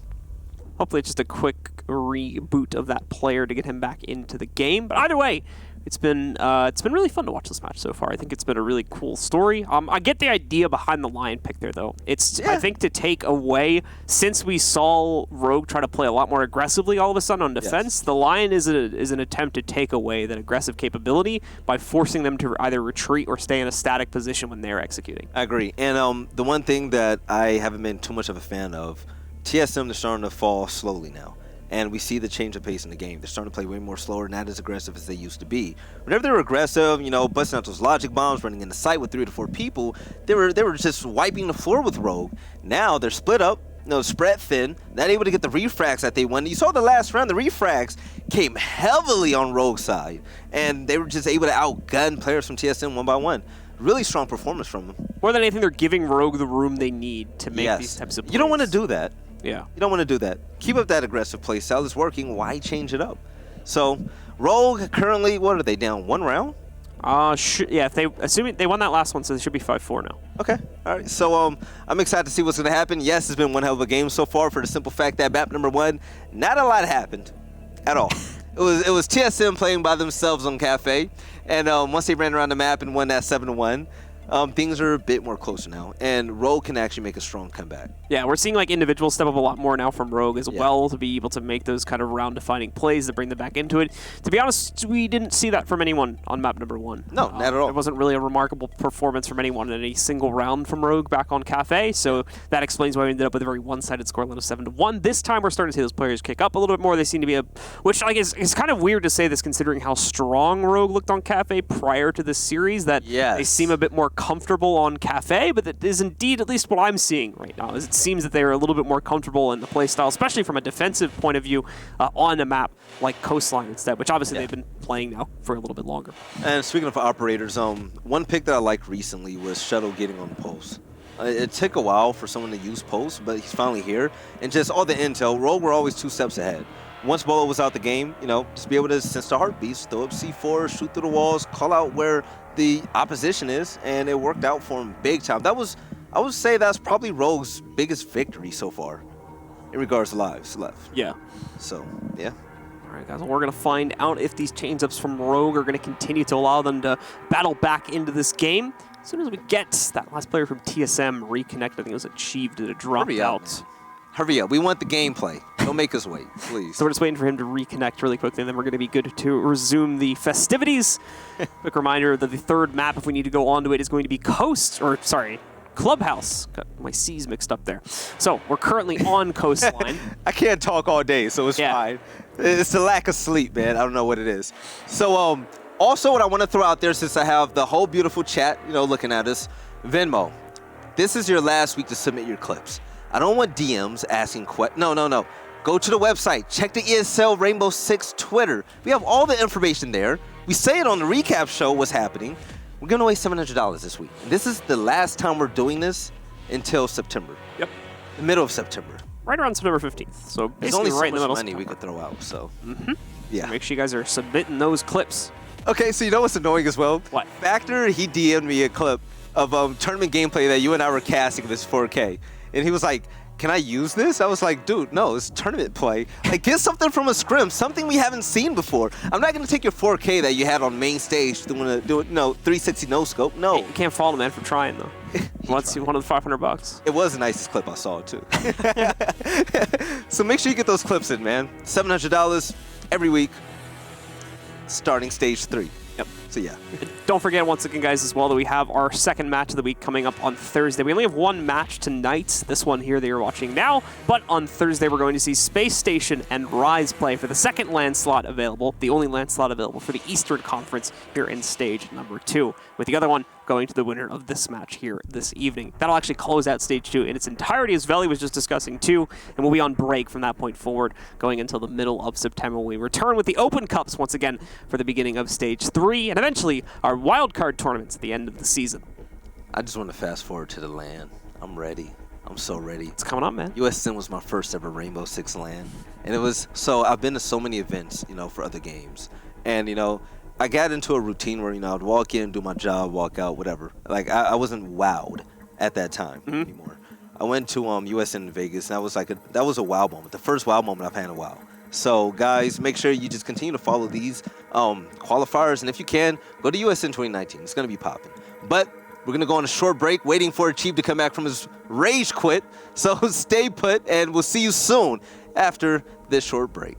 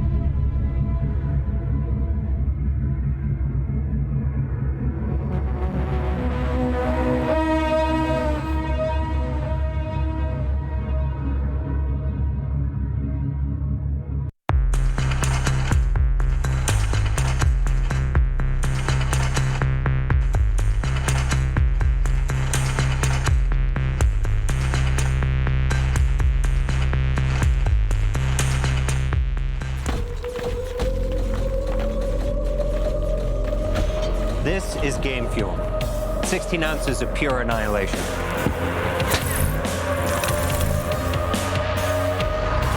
Perfect for finding the second to last man standing.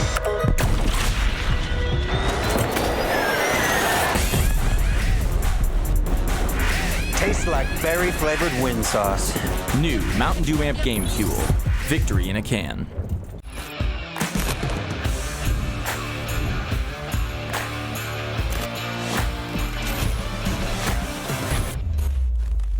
All right, well, welcome back once again, ladies and gentlemen, to the Rainbow Six U.S. Nationals. Over the last 5 weeks, we've had hundreds of teams competing from across the United States for a chance to qualify for our Rainbow Six U.S. Nationals LAN Finals. And now we are down to our final 4 teams for Stage 2. And at the moment, we are in the midst of the fight between the West Coast Conference Qualifier Final between TSM and Rogue, Team USA themselves from last year's tournament. In Team USA, they're currently struggling. The story of USN 2019 so far from Team USA 2018. They lost map number 1 on Cafe, a map that we all thought they were going to win outright because historically, Rogue has been undefeated on Cafe, and they even recently won a LAN at DreamHack from it. They lost 1-7. They lost 1-7. They got demolished, and TSM basically had their way with Rogue. But going into map number 2, Rogue, they're now starting to catch up now. Now we actually have a game. TSM, we saw a little rage quit coming from Achieved. He dropped out. I don't know what happened. His internet pooped out on him. And yeah, it's a really close game. I believe they're down by 1 round now. I believe it's what? 5-4? 5-4. 5-4, yeah. So, hey, this can go any way now. But we saw strong play coming from the likes of Vertical, coming from the likes of Bio, Achieve, Bolo. It's been great performances on both sides. And here we are, round number 10, and locked into the operators. It's going to be no 6 picks. And Slash Hug is going to be promoted to Doc. You love to see it. Oh, Mira, first Mira sighting so far. It's been 10 rounds, and Mira finally comes into play. Yeah, we've barely seen her used, despite the fact that she was left unbanned, which actually is a pretty good move from both teams. Considering that, because they probably both realize, like, you know, we're not really going to use her that much, so there's no point to ban her out. That's good counter intel from both teams, and just a kind of synergetic way that the ban system ended up working out so far. Anyway, we'll see how well Shuttle's going to be able to utilize her as we go into this round. All right. So Shuttle, where he puts those black mirrors, is going to be pretty interesting. I haven't seen Mira in, actually, I don't think I've ever casted over Mira play in USN. We did see, I think we saw her in round 1 too, if I remember. Really? Okay. Yeah, because I remember seeing a Mira-shaped hole in the wall at one point. I don't remember seeing the window specifically, and it's gonna be honest, I remember it was failing me on the operator select going back that far. But there you go. Oh, we call that a Depreacher mirror. It's top 1, second to none, ready to dominate the opposition. Depreacher mirror number 2 dispatched. Let's get it. All right, I'm excited. Shuttle set and ready to go with a C4 in hand. Let's see if he's gonna be able to get a nice pick from Team Solomon as they come in unexpectedly face to face with the Black Mirror. But already on board with the Chief is going to be Donning Buck with the skeleton keys in hand. Let's see him work some magic. Now, it's also been a bit of a break since the teams played the previous round. When we were in it before, Rogue had taken an incredibly aggressive stance on their defense here. We're very much trying to actively prohibit TSM from working their way into the building in any way, shape, or form, and did a pretty good job of that for the most part. This round, though, TSM are going to do that work themselves. Wait, how? And somehow Merc shot Crazy in the back of the head. Merc bodied him. As he was blind firing the door down, just spraying bullets, a bullet pierced through the ground and shot the objective player. Gridlock. Gridlock. You hate to see that, and Bolo is gonna get popped. Oh no! This is collapse. It's happening. Let's throw this round in the bin, TSM. Rogue, they prayed to the forget siege this gods. one happened. We got people dropping from the games. We wall banging teammates now. Okay, Merc. He got another headshot, but it wasn't on his teammate this time around. All right, calm down. Let's get it. I'm excited, man. Roll currently up 4v2, but still a clutchable situation is Achieve picks up a headshot, 2v3. If TSM wins this round, I'm going to lose my mind. I'm gonna get irrationally angry. I'm going to be so upset. Rogue TSM turns this around. They're just Tom Bradying it right now, just throwing as hard as possible. So Merc still alive. He's going to be in courtyard. A little wallbang coming through. Rogue, they're going to hear those shots come through. You saw Vert with a little peek towards courtyard, but, you know, he put his head right back around that corner. With some drone play, the gameplay is slowed down. TSM, they're currently trying to pick up any type of intel. We see a player running through service in the kitchen, but I wonder if TSM, they're going to catch him on that rotate. It's very good that we do see Rogue slow it down, however, just considering the fact that like there was that potential worry of them throwing the round away if they continue to take individual 1v1s, and you know they, as you might expect, continue to go the way of TSM. They've slowed it down. It doesn't look so certain anymore, but Merc, the sniper, destroys Vertical. That was great intel given to him. He knew exactly where he was. He made that hop with the aim already lined up, and it was almost as if he had wall hacks. Like he jumped over cover and was able to land that shot. 15 seconds. Time getting desperate here, however, for TSM, so they now have to force themselves into the site. They'll use the Hibana hole to try to plant behind the bar. I'm not sure if it's going to be safe, as I don't think the C4 was used. They jump off it. He tries to run. It won't work. 3 seconds remaining, and the problem is the diffuser's now out in the open. As a result of that, we'll see Shuttle finish things off, takes out Merc, and that's going to be Rogue picking up the round at tie now, 5-5. You know what? What was it, a 2v2? It would have been a 3v2 for TSM if Merc didn't pop his teammate. It was a 2v5 at one point, yeah. Yeah, I know. They almost clutched it out, man. That was such an amazing performance, and that just showed that TSM, they still have their head straight on their shoulders. But now we have a tied game. Let's see if Rogue can go ahead and shut this map down with 2 more wins. If it doesn't go into overtime. If it goes overtime, they're going to need 3 total from this point on. So, who's going to strike first to go into map point? Post is going to be in play under Eclipse. And it's not going to be a 6-pick just yet. Poor Crazy. Imagine running through a building, you know, you're so motivated to go ahead and get that big kill and throw down some track stingers. And teammate just drops a bullet on you.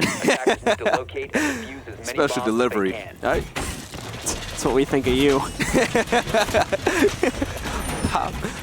All right, so let's see what happens this time around. But either way, great performance from Merc.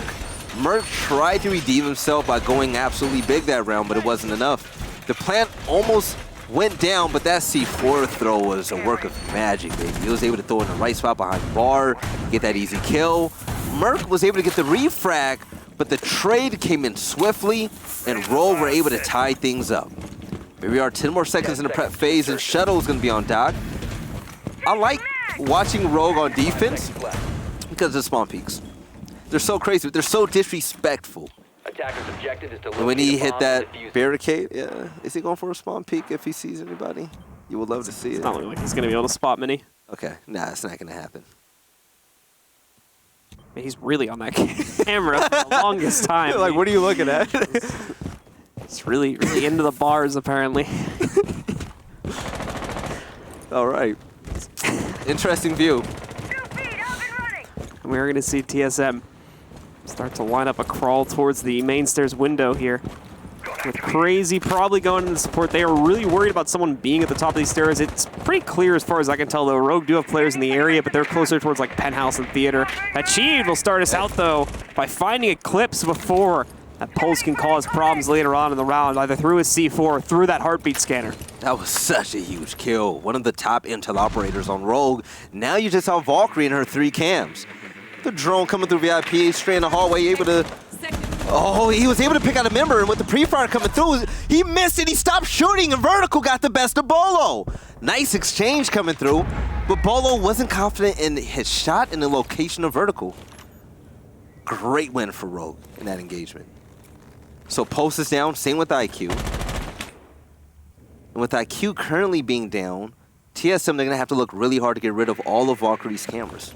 Not only this, but you can see Achieved, yeah, waiting for the right opportunity in order to try and force Doc or another player that I think was hiding over towards Penthouse. Yeah, Bio dealing with this player now, I believe, actually.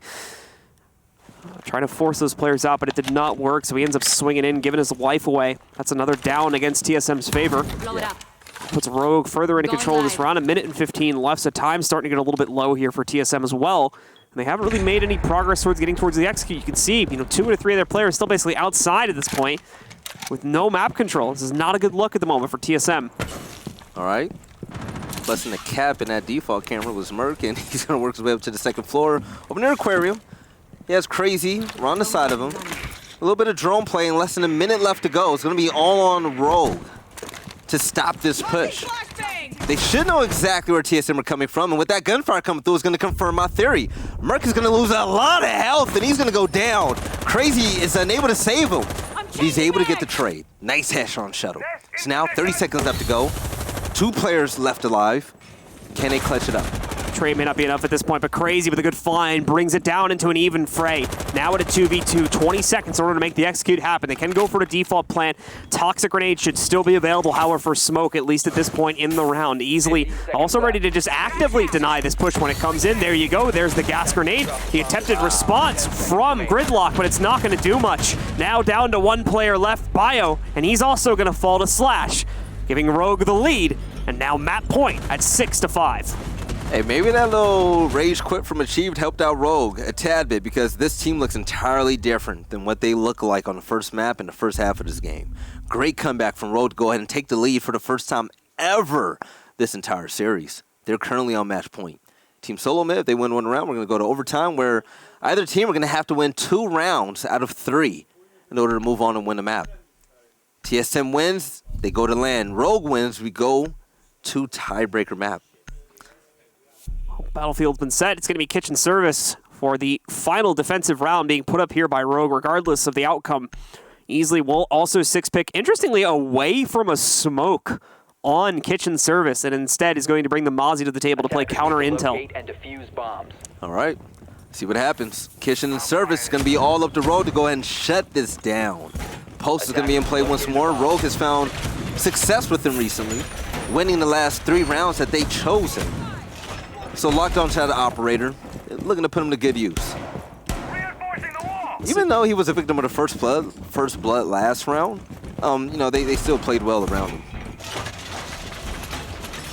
Interesting pick from Rogue this time is swapping out the smoke. You can't necessarily blame him for it. Smoke doesn't always tend to have the easiest angles, just to even toss the toxic gas grenades in, depending on the way that the attacking team executes on this site. So doesn't always end up being the most useful op, whereas we've been seeing Mozzie become more and more prevalent in the meta over the last few weeks. All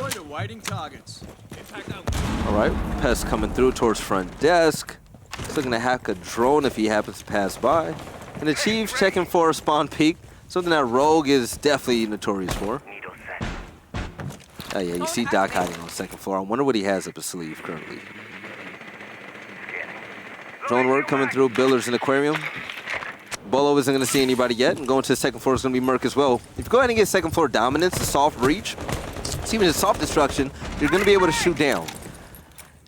And if you have players such as Buck, you're able to toss down a few frag grenades and hopefully be able to pick up a kill or 2, but they're going to have to get rid of these roamers first.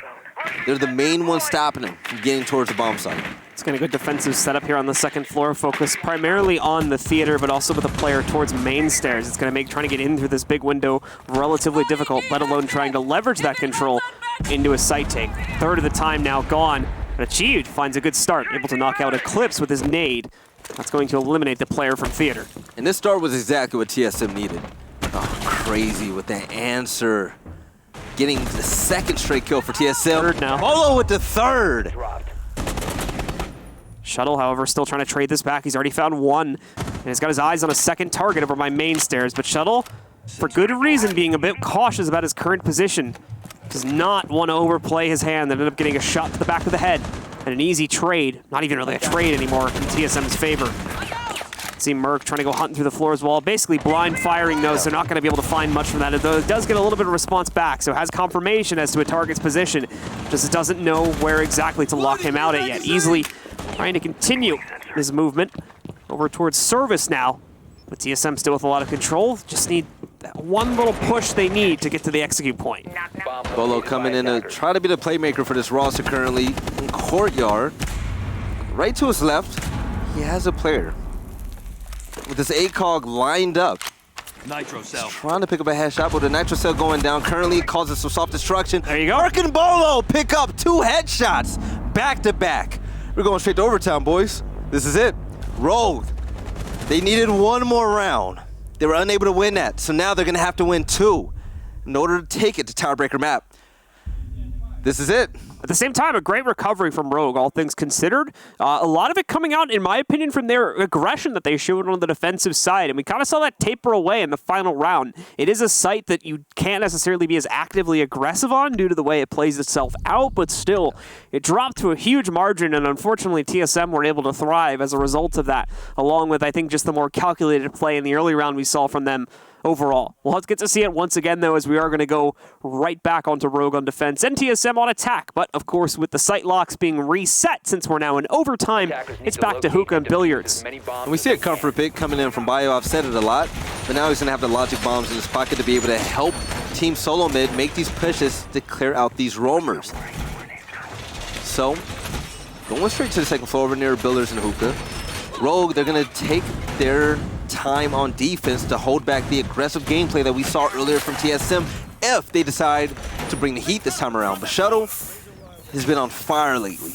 5 rounds in the past few rounds. It's 5 kills in the past few rounds.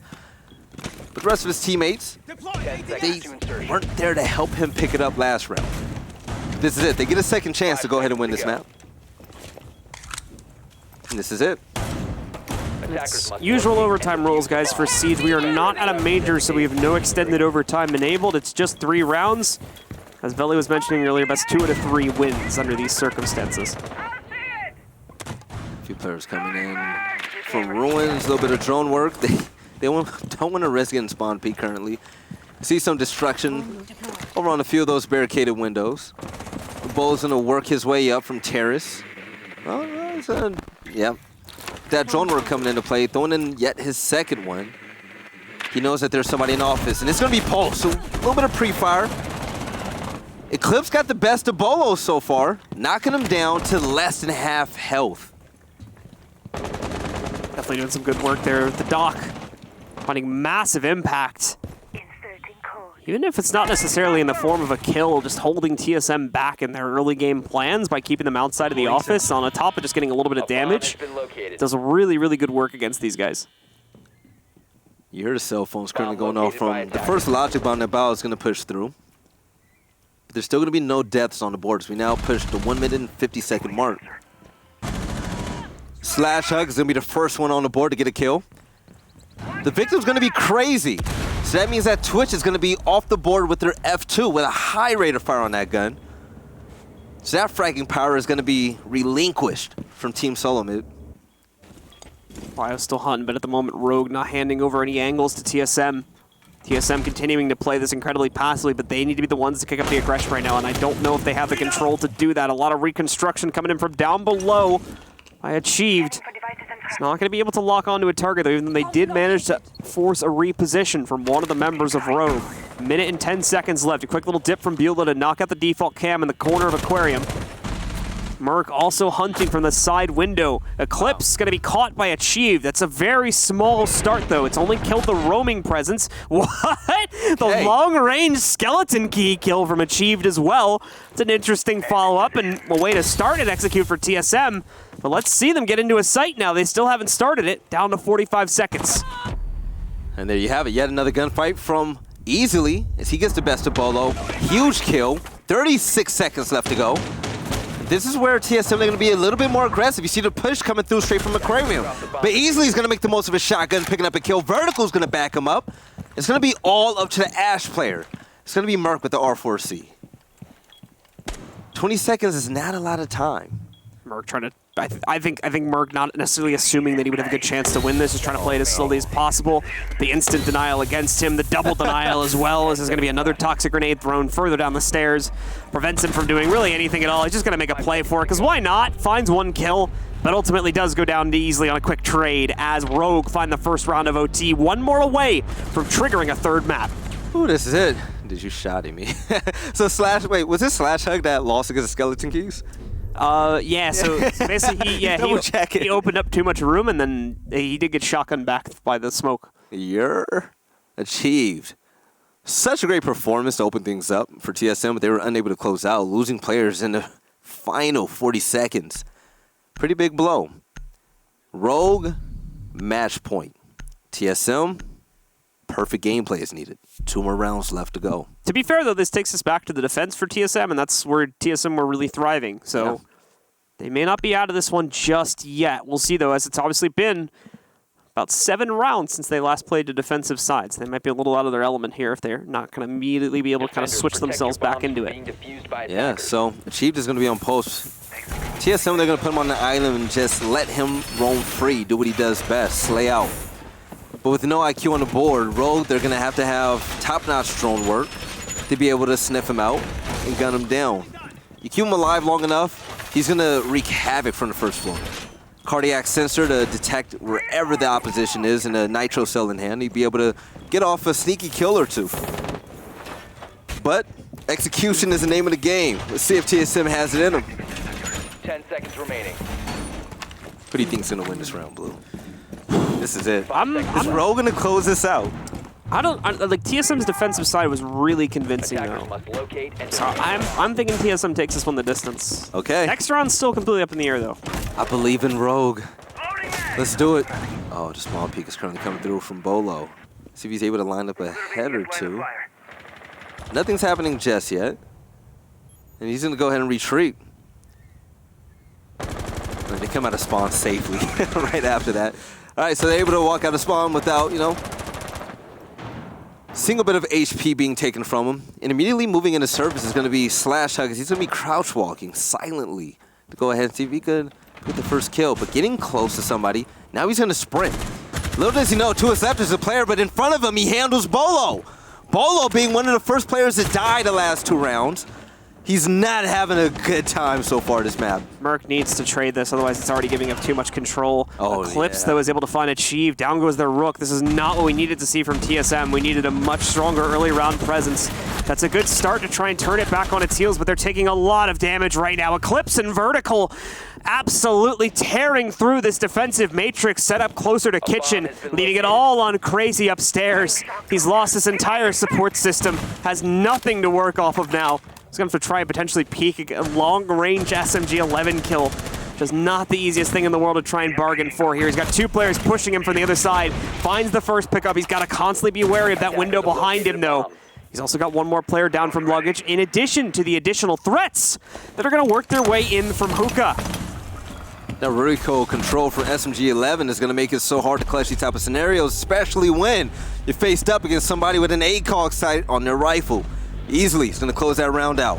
And that's going to close out the map for Rogue as they win their first map. Tie things up with Team Solo Mid. So both teams steal each other's map pick in an overtime. A dominant one, but overtime nonetheless. Rogue is going to take control of that second map and send us over to Clubhouse for our 3rd and final map to decide the series, and most importantly, to decide who goes forward to the USN LAN at the end of the year. This is a roller coaster ride.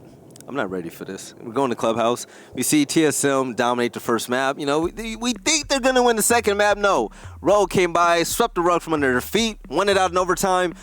It's been pretty back and forth and a lot of inconsistencies in the mindset of TSM, I would say. We see either a lot of aggression or a lot of slow gameplay. The slow gameplay just isn't working out for them. Merc has been a man on fire, but it hasn't been enough for this entire roster. I love what Achieved has been doing as well, but players like Slash Hug and Shuttle have stepped up really big for this roster on Rogue. And then you've got guys like Biologic who seem to have a really good performance in map number 1, but Yeah. it did taper off a bit as we entered the second map so far. It's not necessarily a player that they've come to rely on for that high performance, but certainly something that was there in map number 1. But at least as far as the second half in this map was concerned, didn't see it as much. Bolo was a player that had a really good start as well, but in my opinion, I failed to see as much of that impact as we entered the second half. Yeah, Bolo he got clapped early the past 2 rounds. And it was really unfortunate being one of the best gunners on TSM. But it was the simple fact that there was around 3 people died within the first 30 seconds. That can't happen, especially when the game is on the line for that map. I mean, you win this round, move on, try to win the next round to go to LAN. You give that up. I mean, blowing it like that is just rough. But congrats to Rogue for changing up their play style and their mindset with the way they attack these rounds on attack and defense. And hey, they deserve that win. We're also going, it's going to be interesting to see how TSM's defensive side continues to evolve, because overall they try to play a very outreached defensive side, a very aggressive defensive side that relies on early round picks, arguably a little bit too much. And going to Clubhouse, Clubhouse is a map where certain sites I don't think you can leverage that early round aggression as easily. So I think that there's going to be a little bit more power thrown to Rogue to potentially close out this series as a result of that. And we'll see. Because TSM, like, I've still seen them be able to play very well on Clubhouse. It's not a map that they've chosen to go into haphazardly. But it does not play, in my opinion, as effectively to their play style. So we'll see. All right, so Rogue on top. I think that Rogue is going to come out with this on Tiebreaker map, man. Losing a map like this, that's got to kill them. Especially a newer team. When you have a group of veterans that are able to just, rally behind each other and just pull out this type of comeback, that was big. But yeah, Rogue, once the second half came around on defense, they were just way too dominant. The one thing that does scare me for Rogue's sake and them trying to close this out is Rogue, it does not seem like our next map here, Clubhouse, is a relatively comfortable pick for them. Really? It's actually it's tied with, or actually it's technically tied for second place, but it's one of their top 3 most banned maps, actually. Really? Between Border being their most, I just want to make sure I'm looking at the right team here, yeah. Border being their most banned, with 8 bans in the last few months. Both Villa and Clubhouse sit tied at 7, right below that. You know what, when it comes to looking at maps and just predictions off of that, I have some casters that talk about, hey, half of the battle is, the map ban phase. But, Rogue goes to Cafe for the first map, and when they try to set a tone, they lose 1-7. So you really can't predict which type of Rogue you're going to get sometimes. And I said that earlier on. You're either going to get a Rogue that's just simply amazing, or one that's not amazing. It's a hit or miss with this team. I think the other interesting thing to talk about when you consider the fact that it's obviously been a map that they have kind of left out of their pool for the recent months at least. Question practice. Yeah, well, that's the thing, right? Is we've got the Major coming up in a few weeks, and it might be that they're ready to play this map, considering that the Major's right around the corner. They want to add as much versatility to their lineup as possible, and adding another map into the pool that teams may not expect, maybe one of those things. But the ultimate question is, do they want to reveal that fact now, that they can play this map, and teams should maybe consider, not playing it against them for reasons of At their own this point, strength? I would say yes, because if you win this map, you're qualified to go to a LAN. Yeah. So, I mean, just, all of that stuff just goes out the window. All bets are off. We're going hard, full sweat mode. We're doing all types of strategies. Let's see these replays here once again.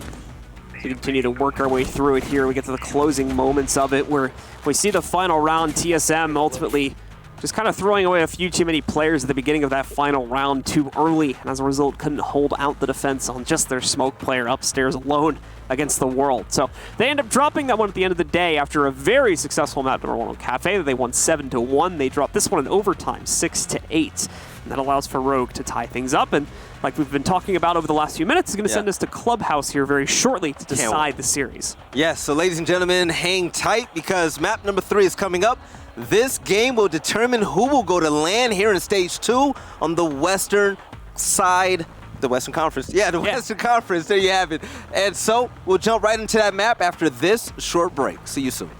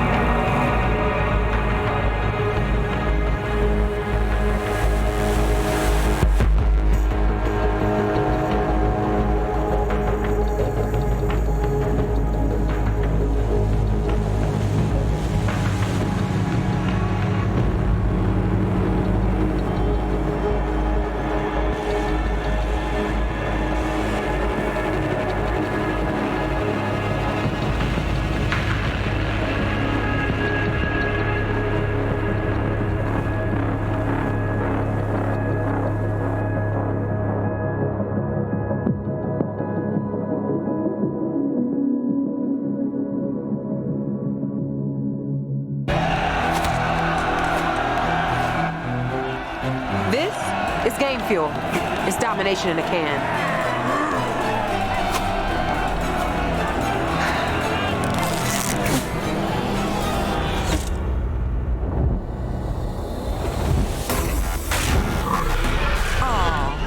Tastes like loser tears. New Mountain Dew Amp Game Fuel. Victory in a can.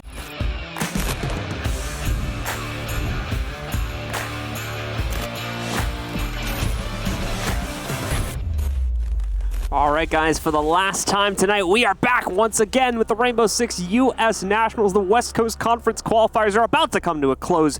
That's when TSM and Team USA, Rogue, themselves are biting it out now in a very long best-of-3, which has gone the distance over to its third map, Clubhouse, to decide between these two teams which one gets to go to LAN. I can't wait. Rogue, they scratched and clawed their way back into the game after losing 1-7 on map number 1, which was their strongest cafe.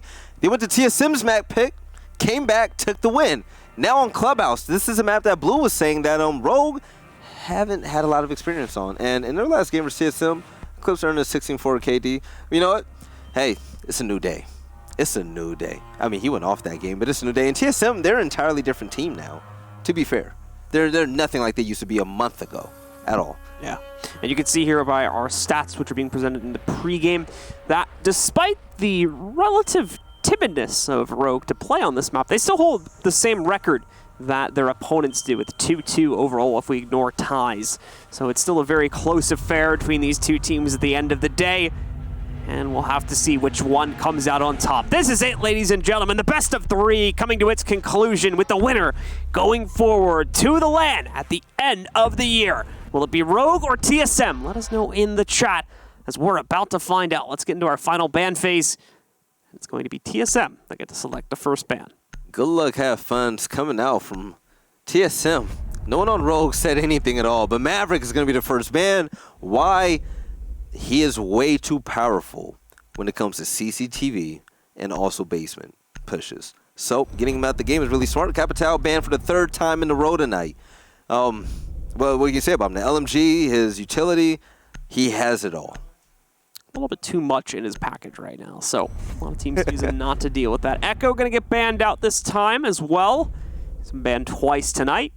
And that final ban, does Mira re-enter the ban pool, or do we stick with the knockout on Maestro as well, or did we get a curveball? Yeah, gotta be back to Mira. You don't want to get rid of Maestro because he holds down angles too well, and if you ban him, you hurt yourself big time as well, unless you practice a lot without him, which all these teams really don't do. Well, here it is. Into round number 1. So let's see indeed if TSM is going to be able to rebound after their upsetting turn of events to start at 4-2 at the end of the first half on Coastline. Unable to translate it and ultimately lost the map at 6-8, but still with a 7-1 victory on Cafe in their pocket. Should still be feeling good about their odds to close out here on the 3rd and final map, Clubhouse, especially considering how commonly Rogue ban it out. But like we were talking about before with the Defenders major coming up relatively soon, it's not unlikely for Rogue to have potentially gotten a little bit more comfortable on this map and be willing to jump into it.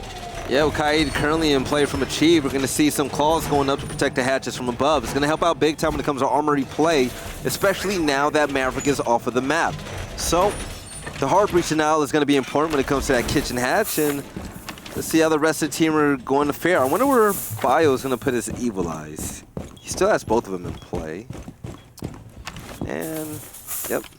One usually, one goes to the wall here to watch the drop down.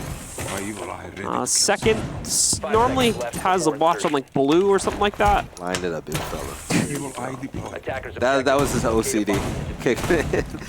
Lines up one of his Evil Eyes, looking to place the second one. More than likely he's going to have eyes on like blue or something like that. Yeah. It's probably somewhere near blue is where I would guess. All right, so already peeking around garage is going to be vertical. Placing my Evil Eye. A player who definitely picked it up last map, especially in the first half. He had 2 1v3 attempts. Unfortunately, he died when it came to a final 1v1 in both of those engagements. But with short-term memory in play, he's forgotten about all of that. His mind is now set on handling this entire blue area. We've got at least Eclipse in position now. He's going to start working his way forward. Of course, they'll be a little bit cautious to make sure they drone everything out before moving forward. But for the most part, you should expect business as usual for the first minute or two of this round, as Rogue's going to have to spend a good amount of time trying to pop open the kitchen hatch. Once they either succeed or fail to do that, then you can expect the rest of the team to get into position to execute from the main stairs or blue. Currently with the drone going through bar and another one over in basement hallway. Rogue trying to set up the drone to get enough intel as possible with the player currently on main stairs. With the skeleton keys coming into play, Shuttle's going to clear out any type of lurkers underneath that hatch so they can get the clean hard breach to look down in armory. Minute 30 left so far. It's been pretty much quiet on both fronts. Attackers have located a bomb. We saw Vertical peeking towards blue earlier on in the game, and he didn't advance much after that. Still not much progress being made here at this point by Rogue themselves, but still plenty of time to make it happen. Oftentimes we do see this basement site execute going down to the final 20 seconds or so and then kind of attempting everything at the last second. And we've even seen Rogue themselves do this just on this series back in Cafe. There's been a few rounds where they basically made zero progress on map control and then attempted to make a last-ditch effort to execute. Now, it's not necessarily speaking for how well those executes went, but they did do it. They're likely going to end up in a similar situation here. Starting things off, though, just blasting open the wall leading into the inside of Church. To give them a bit more intel, hopefully allow some drones to sneak in, and there you go. Good start with Shuttle. With the opening kill achieved, however, able to immediately trade it back. He does have an angle for a second kill, but is unable to translate that. So we still end up even, 4v4. The drone wasn't able to see Achieve go ahead and rotate all the way from Church into blue, and Achieve, hiding behind that generator, was able to pick up the kill on Vertical. So with Sophia out of play, that's a lot of slaying power that's off the books, and Achieved is going to pick up yet his second kill with TCSG. It's just not really going to be a winnable situation, unfortunately, for Rogue. All down to Shuttle now, as they're forced into essentially just a kill box. And there you have it. Biologic with the Bailiff of all weapons finishes off the round. And TSM start things out with an advantage in their favor. Yeah, that was all Kaid right there. If that rotation was called or just noticed, if Vertical even got the audio cues from the gunfire, the loud gunfire that was coming on the other side of that cover, he probably wouldn't have advanced that far to go ahead and be the victim of the first blood. Once he fell, Achieve was able to get his second and third kills to help out Team Solo Mid win that round. But now we're going to go straight to CCTV and Cash Room, pretty common sight. One of the favorites whenever you see this map being played. Usually Chone first. With the Doc and Maestro in play, I wonder which one are going to protect top garage. We'll see on this. Just a few seconds here as we've got TSM setting up now. Overall, TSM with a good start to build off of here. Rogue, unfortunately, just struggling to find that execution point. Often was a problem for them back on Cafe, too, so it's echoes of the first map, and that's probably not the way they want to be going into the first or the third map with, considering what is on the line in this matchup. 10 seconds remaining. So, with Capital being banned, 5 seconds. we've seen him recently being played on this map. It was actually last time you and I casted last week. And Capital on West Balcony, being able to shoot in the CCTV, was able to get rid of all of Bandit's charges, which helped things up big time when it came to getting rid of that reinforced wall to get in the CCTV. With Capital out, the game is going to be hard. As a Thatcher and Thermite, they're going to have to be on the same page to be able to get rid of that wall. But with Habana on board as the second hard breacher on this roster, Slash Hug's responsibility is to open up bottom side of a garage right underneath the rafters. Vert looking to work his way in here all alone too. More so posing up for aggression though, and to potentially have that late round cross angle if Rogue can actually get the wall open here and then successfully attempt to execute from that point forward. Also, possibly a way to anti-trick against Bandit when they do want to get the wall open, if you can weigh the aggression appropriately. But the way this works, the Bandit normally would have someone supporting him to make sure that that does not happen. Here it is. The alternative to using Thatcher is going to be Sophia. Doesn't get the trick. And yeah, there you have it. Achieved failed that trick. And with a little retreat happening, Rogue going to be able to open up a path to go right into CCTV from balcony. Still no kills just yet. Both teams sitting even, but with the balcony open, Rogue already have a lot more control to work with in order to make this round close out that much easier. TSM, on the other hand, obviously losing that control, but still with 5 players strong, as long as positions are good, they can still leverage their win as well. Merc specifically waiting to potentially get some intel to work off of here. A second door now going to be opened up by Rogue from construction. However, that's what Merc is looking to potentially punish. Yeah. It's something that Rogue themselves may have not been able to catch just yet. Merc can actually flank and be the playmaker for this roster. It's going to be all about when he chooses to attack, but by staying there, he's going to be able to shoot out all the XK rolls. Well, most of them that were used to go ahead and be utilized as hard breach on the lower side of that wall. He gets enough to stop the wall from being opened, and now is going to force members of Rogue to crawl in if they want to execute there, which obviously is not optimal. So still 5v5 with 40 seconds left. Oh, the fadeaway nade there from Shuttle. It was like a mailman. He just runs through it, just throws it right at him. Perfect nade. Here we are, 30 seconds, Blue. Team Solo Mid. Being down the player, they're looking to pick up their second win right now. Let's see, Rogue need to force themselves in here relatively quickly with only 18 seconds left. They've got so much control. They've forced TSM so far back, though. It's just shooting fish in a barrel, really, at this point.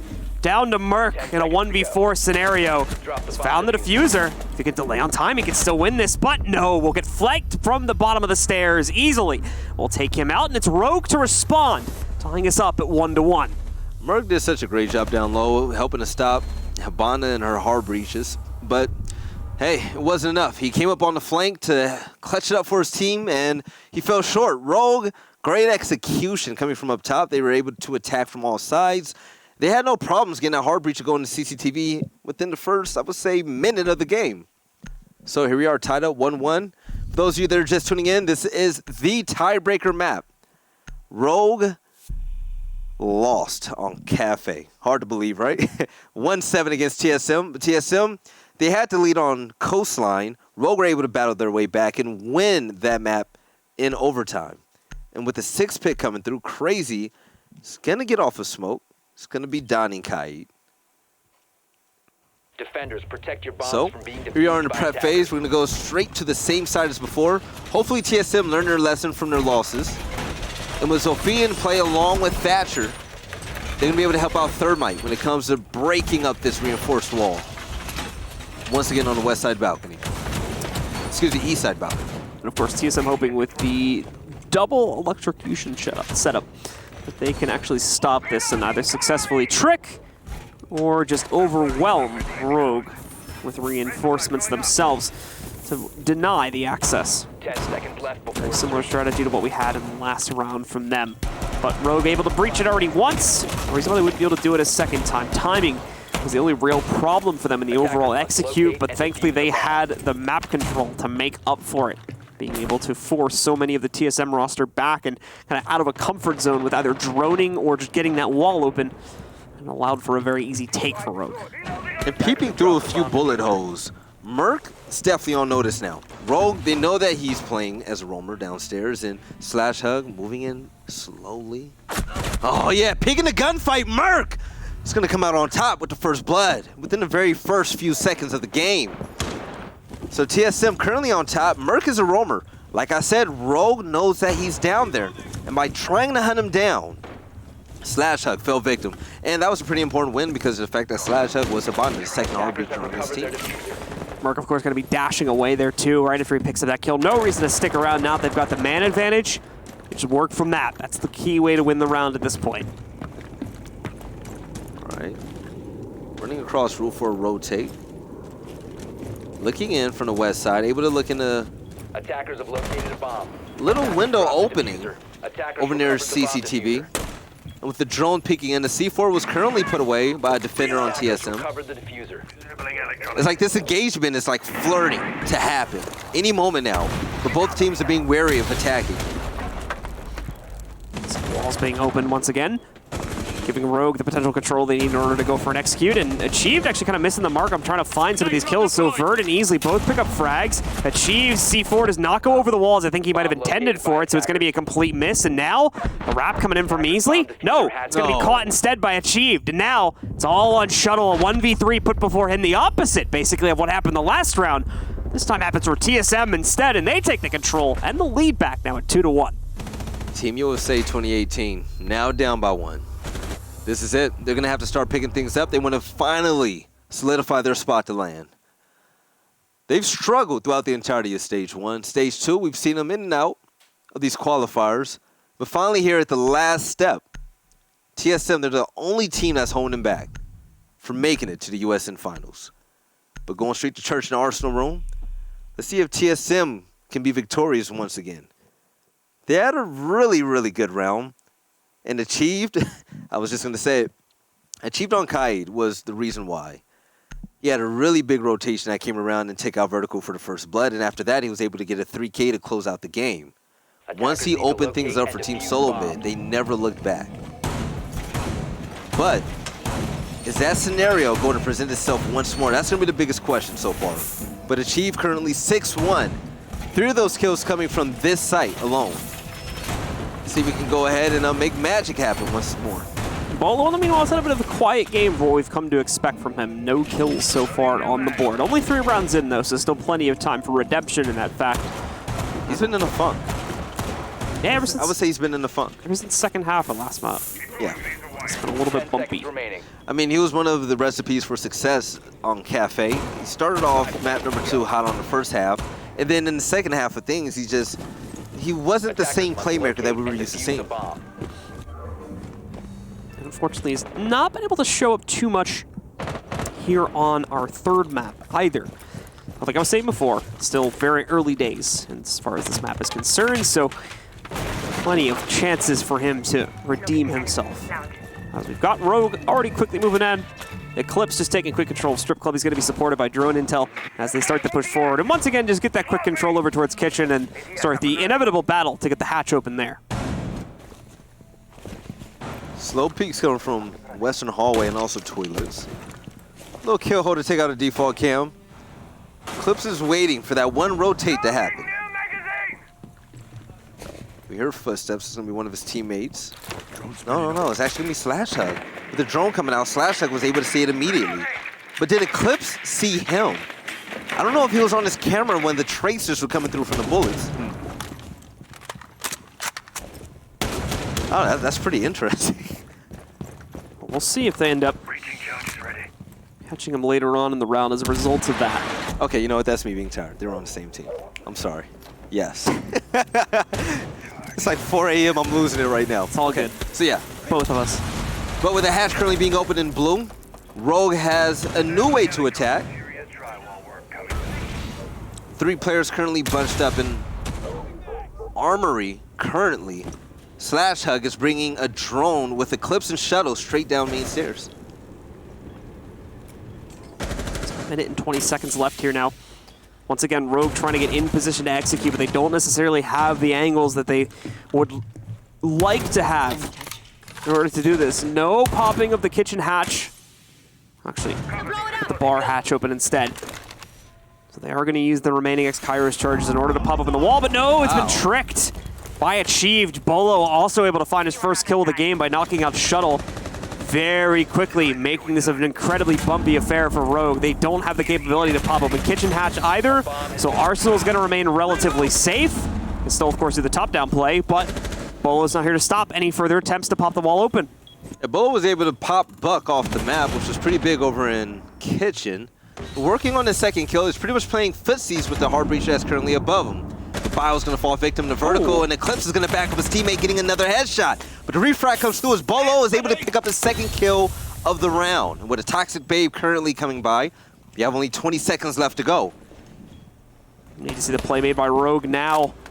Otherwise, time is going to get the better of them here. Actually, apparently not. They can capitalize on the impatience from the members of TSM. Bolo and Achieve, though, able to trade those kills right back, thankfully. And Achieve with a quick finisher against Easily ends the round for TSM. Despite it looking like Rogue were able to get it done at the end, just did not have that execute capability, it seems, And the backside player Achieved does fantastic work to shut down the round itself, giving TSM even further control of the lead now 3-1. Yeah, Chief popped off. That's exactly what TSM needed. But also, Bolo was holding on to a Dunkin' Donut for the longest time. But finally, in round number 4, he was able to pick up a 3K to help out Achieved and the rest of his teammates pick up the win on that map, utilizing Legion's gunplay. And by clearing out 2 players over in Kitchen and picking up his third with a frag grenade, that was absolutely big. Was that frag grenade on the objective player? I don't remember, to be honest. Okay, I'm not sure, but it was a really good toss. So, jumping into round number 5, TSM currently up 3-1. We've been here before. You do not want to count Rogue out. And the site that we're Attackers currently need to going locate to, and defuse bombs. I wasn't able to catch it. There we go. Gym bedroom. Gym and bedroom for the first time so far. 5 rounds. So first time we go to this one, I think that TSM is wanting to shift a little bit away from cash and CCTV. 1, because they just won it. And 2, since Rogue did bring a little bit of firepower to the table on that side, they might be a tad worried. So we'll see if they decide to go back to it, if they're given the opportunity to play onto it again, or if they're going to stick with this third site they now try to get control over. All right. Rogue, let's see what you got. Must be stressful to be fighting from behind throughout the entire series. They never start off the game in the lead at all. Definitely not a good position to be in, but you know, we've already seen evidence that they can recover from it. Yeah. So it's definitely not Attackers' an objective is to excuse, locate so a to bomb speak. and defuse I mean, that's the thing about Rogue, their identity, especially online. They're a really scrappy team that makes, you know, something happen from nothing. You never know what to expect when it comes to them. And that pretty much explains what happened over there on Coastline. It's almost as if we saw 2 different teams on that side. So Eclipse picking up his drone, and he's going to move on towards his teammates on the roof right now. We see the outline of a player on the 2nd floor currently roaming around for Team Solo Mid. But going the opposite direction, we see Habana utilizing her remote hard breaches. That's going to be pretty much free pop. Shouldn't really be anyone actively denying that, since it's on the other side now. So Habana's going to be able to get access to CCTV cache with pretty much no resistance whatsoever. It's the inside of Gym Bedroom, obviously, where we've got the setup for the defenders. Won't really get into the way of this one. Speaking of which, we're going to have a few players right up against the wall against them. Shuttle, ready to pop this open. I think just wants to distract Achieve potentially before he goes for it. Drone thrown in against him. That door, yeah, did not get open just yet. Window anyway. Vert, however, still able to strike. Eventually finds Achieved, knocks him out. Gets the objective kill that they were looking for, and now, I mean, has a little bit of a box in that they can play within Jim. All right. Oh, the defensive position set up by Bio and Jim didn't pay off. He ran out to peek Vertical, but Vertical got the best of him. So with a headshot coming on him, Castle and Jaeger are going to be taking out the game. Roll currently up all players right now.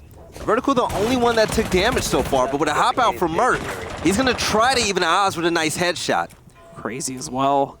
Potentially going to roll the dice, although Drone probably going to kill that plan. Little does he know, if he tosses, it's right. Like, Did it, oh, I think he got shot it midair. He got shot. So much for that one. In the meantime, Bolo, Jesus. Polo is going to end up losing his life trying to take a duel. Shuttle also ends up finding Merc, and with the forced runaround from Crazy, easily will box him out. Rogue respond, take control of yet another round themselves, setting us up 3-2 now. One more round left on TSM's defense. There you have it, Rogue starting off strong. Merc tried to answer back, but being down a player, by the time Merc finally got his kill from his hop out in garage, it was still way too late. Bio was holding down a great defensive position over in Gym with plenty of opportunities to go ahead and run out and try to be the playmaker for his roster, and when he finally did, the timing wasn't right. Vertical found his head, put a cap in it. Rogue ran away with the win. Great one. So, Maestro being 6-picked in the Maestro. Oh, that's next level. Next level. We call pro gamer move. But you see they did the same with the Buck on the other team too. That's meta as hell. Okay. Really keeping them guessing. That's like when Cloud9 dropped axing and picked him back up. Like no one expected it. Keeps them guessing. All right. So Bio on Maestro. Let's see how they fare here. One more round until the role swap, as TSMs will be playing defense for the last time this half. Probably this map. Also go overtime, of course. Yeah. Probably. Which is not looking like that's too far out of the realm of possibility. Yeah, it's back and forth. It's a little seesaw battle. Both teams, they can't figure out if they want to dominate or not, and Rogue keeps answering back whenever TSM wins a round. But someone's going to have to go ahead and break that combo and try to be different for once. Pick up a little streak if you can, Rogue. The question really for Rogue is, like, can we see the consistency show up that can then push them ahead in this game? Because right now, like, if they go on a trading spree with TSM still ultimately wins it. But we don't necessarily know how TSM's attacking side is going to end up working on this map just yet. Their defensive side we've already seen. It's definitely a little bit more hit or miss because of the limited roam capability that you kind of have on this map compared to some of the others. Well, Rogue, so the difference between the way Rogue wins compared to a lot of other teams, we see a lot of, 1vx's, great clutch scenarios. That's not happening on Rogue's end. When Rogue wins, they have 3 to 4 people left alive. They're almost flawless victories. So that means that they're all being extremely strategic, taking their time, using their strategy to go ahead and dismantle whatever TSM throws their way. And with Sophia coming into play, easily looking to place down the exothermic charge. Currently being patient, little prone battle, easily. Saw bullet. Oh yeah, some of those charges fell off, but he's gonna get rid of that castle barricade. And with a cook grenade, the barricade is gonna go down, and yeah, the ADS is gonna zap it from midair. So let's gonna eat up the other one. We're gonna see some damage taken by the Doc in the meantime, back over on the inside of garage. That I believe came from easily.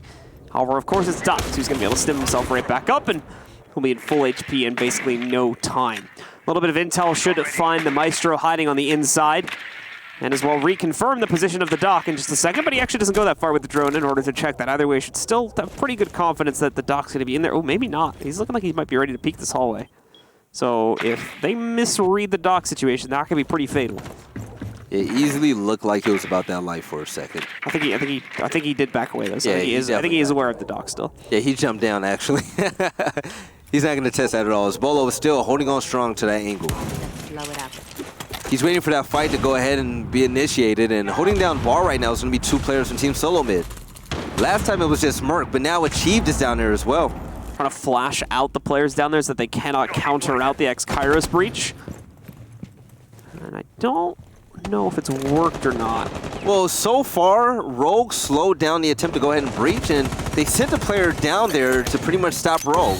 But with the skeleton keys in play up close, Shuttle is going to go ahead and get the best of Crazy. But Shuttle is able to get a double kill, and a flurry of kills come through, and Rogue just dominates. That was way too fast. I mean, That was extremely fast. you were saying it before, Rogue making something out of nothing, right? Yeah. That's quite literally the definition of that. They get 1 or 2 kills and they just swarm. Yeah, Everybody copy jumps mid-word, in. yeah. Call for everybody go in, and from that point forward, they kind of just win their fights and trade to victory. And I was actually shocked. He crouch walked in there with skeleton keys, and I was like, is he really going to do the entry fragger with skeleton keys? And he makes it happen. Great play, opening up cash room. so that is actually the worst half yet we've seen from TSM so far in this matchup. Prior to this, they started, if I remember correctly, 5-1 Yeah. and 4-2. So they've slowly been working their way down on the overall scoreboard, as now they've ended a half 3-3 against Rogue, coming off their defensive side of Clubhouse. So Rogue on defense, they're able to split. That's rough. This map heavily favors defensive teams. Rogue winning half of that engagement in the first half. This should be their game to win. This should be their game to win. All they need are 4 more rounds. Vertical on top, currently 7-3, doing a lot of work. He's going to be on Jaeger. So with a great gun in his arsenal, he's going to be able to put in a lot of great shots to put Rogue ahead. But it's going to be all up to TSM. See if Bio, Achieved, and the rest of those members are able to pick things up. Remaining. Let's find out for Rogue if 5 seconds to the insertion. defensive side will be their ultimate salvation, to send them onward to LAN after failing to do so in Stage 1, having to play in so many different qualifiers here, even in Stage 2 as well, just in order to make it into this bracket once again.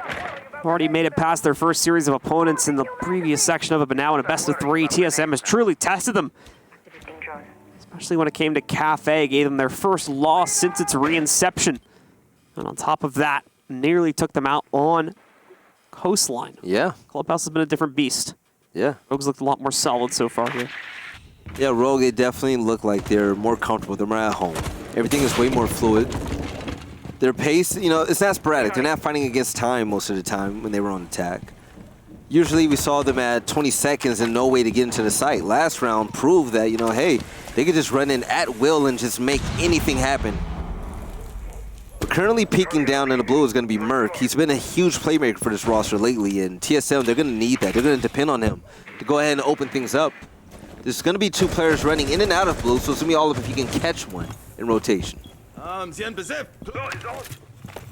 Clips, the meanwhile, here probably going to be tested in a moment as the bar hatch is potentially going to be opened up. Crazy trying to breach it.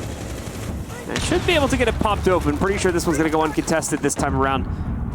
The electric claws have already been deployed in both positions, so don't believe there's a way for K to try and trick things and slow this down even further. 1.5 minutes, and TSM does have these angled opened up, but it's going to be Shuttle instead that strikes first, finding Bolo taking out the Hibana for TSM. All right, Evil Eye shooting drones off the floor. So Rogue, they're pretty much anti-intel right now. With an Evil Eye currently looking straight into main staircase. It's going to be hard for TSM to go ahead and advance. Once again, the Evil Eye just trying to knock out some drones if it can find them. In the meantime, the execute, well, it's going to be seen. Unfortunately, it's a split execute this time around from TSM, whereas Rogue have been trying solidified pushes. And now TSM is going to pay the price for that. Biologic finally getting a kill for this team as he takes out Vert, and that does kind of bring them back into it. At a 4v3 situation, TSM can still recover. It's not going to be easy. Someone's going to have to go off. With a squad of drones going down, it made that kill just that much easier. That's why he was able to pick up that wall bang to clean up that last one. But here we are in the 3v4. We have a second Toxic Babe currently going out with 20 seconds left to go. It's going to be enough to slow down this push. Third also thrown out just to confirm. 15 seconds remaining. Now the wraparound from him to try and just finish things off. Drops the diffuser. He's got the shotty ready in case they try to push him. Slash, however, finds achieved, and Biologic falls shortly after that one for Rogue to claim a convincing round number 1 on the defense. Also puts them ahead at 4-3. Where's this Rogue at map 1? Where's this Rogue at first half of map number 2? This is the Rogue that I'm used to seeing. Going back to their dominant ways, winning outright, and making it look kind of easy on their end.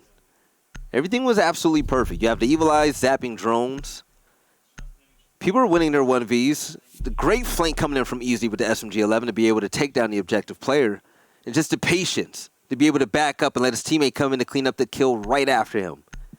Rogue, they're playing lights out right now.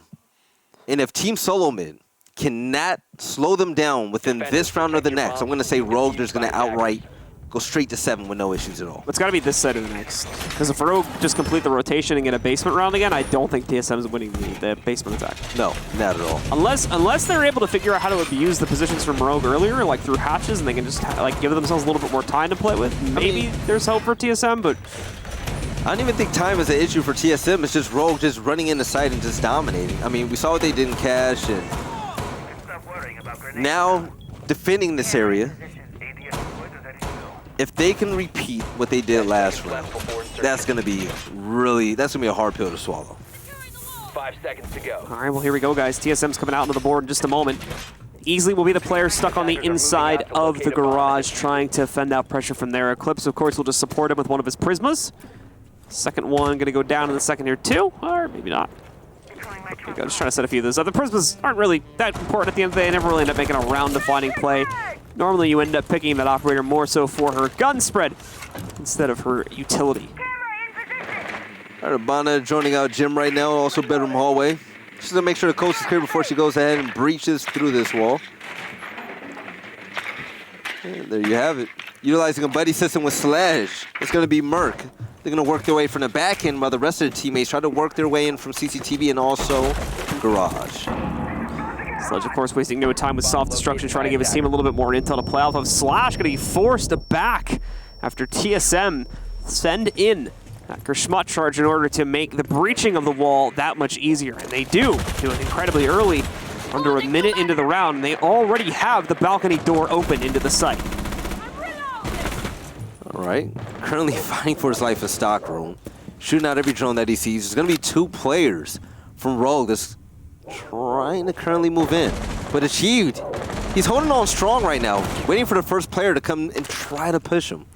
But I don't think they have any idea where he is currently. But Rogue, they don't have to push. They just have to be patient because Achieved, he's going to have to eventually come to them. Both of the breach charges are going to be chucked out right there. Or get a little bit of extra damage, I believe, but not any going to be found at this point.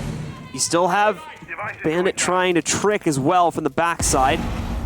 He's able to pick up the battery. Might still have a chance at pulling off this trick right here, but of course, Achieved trying to catch this player and is not going to have much success in doing that. Crazy also, it's caught on an aggressive run out. The timing was so bad. The moment he looked away was the same moment the player peeked in from Cash.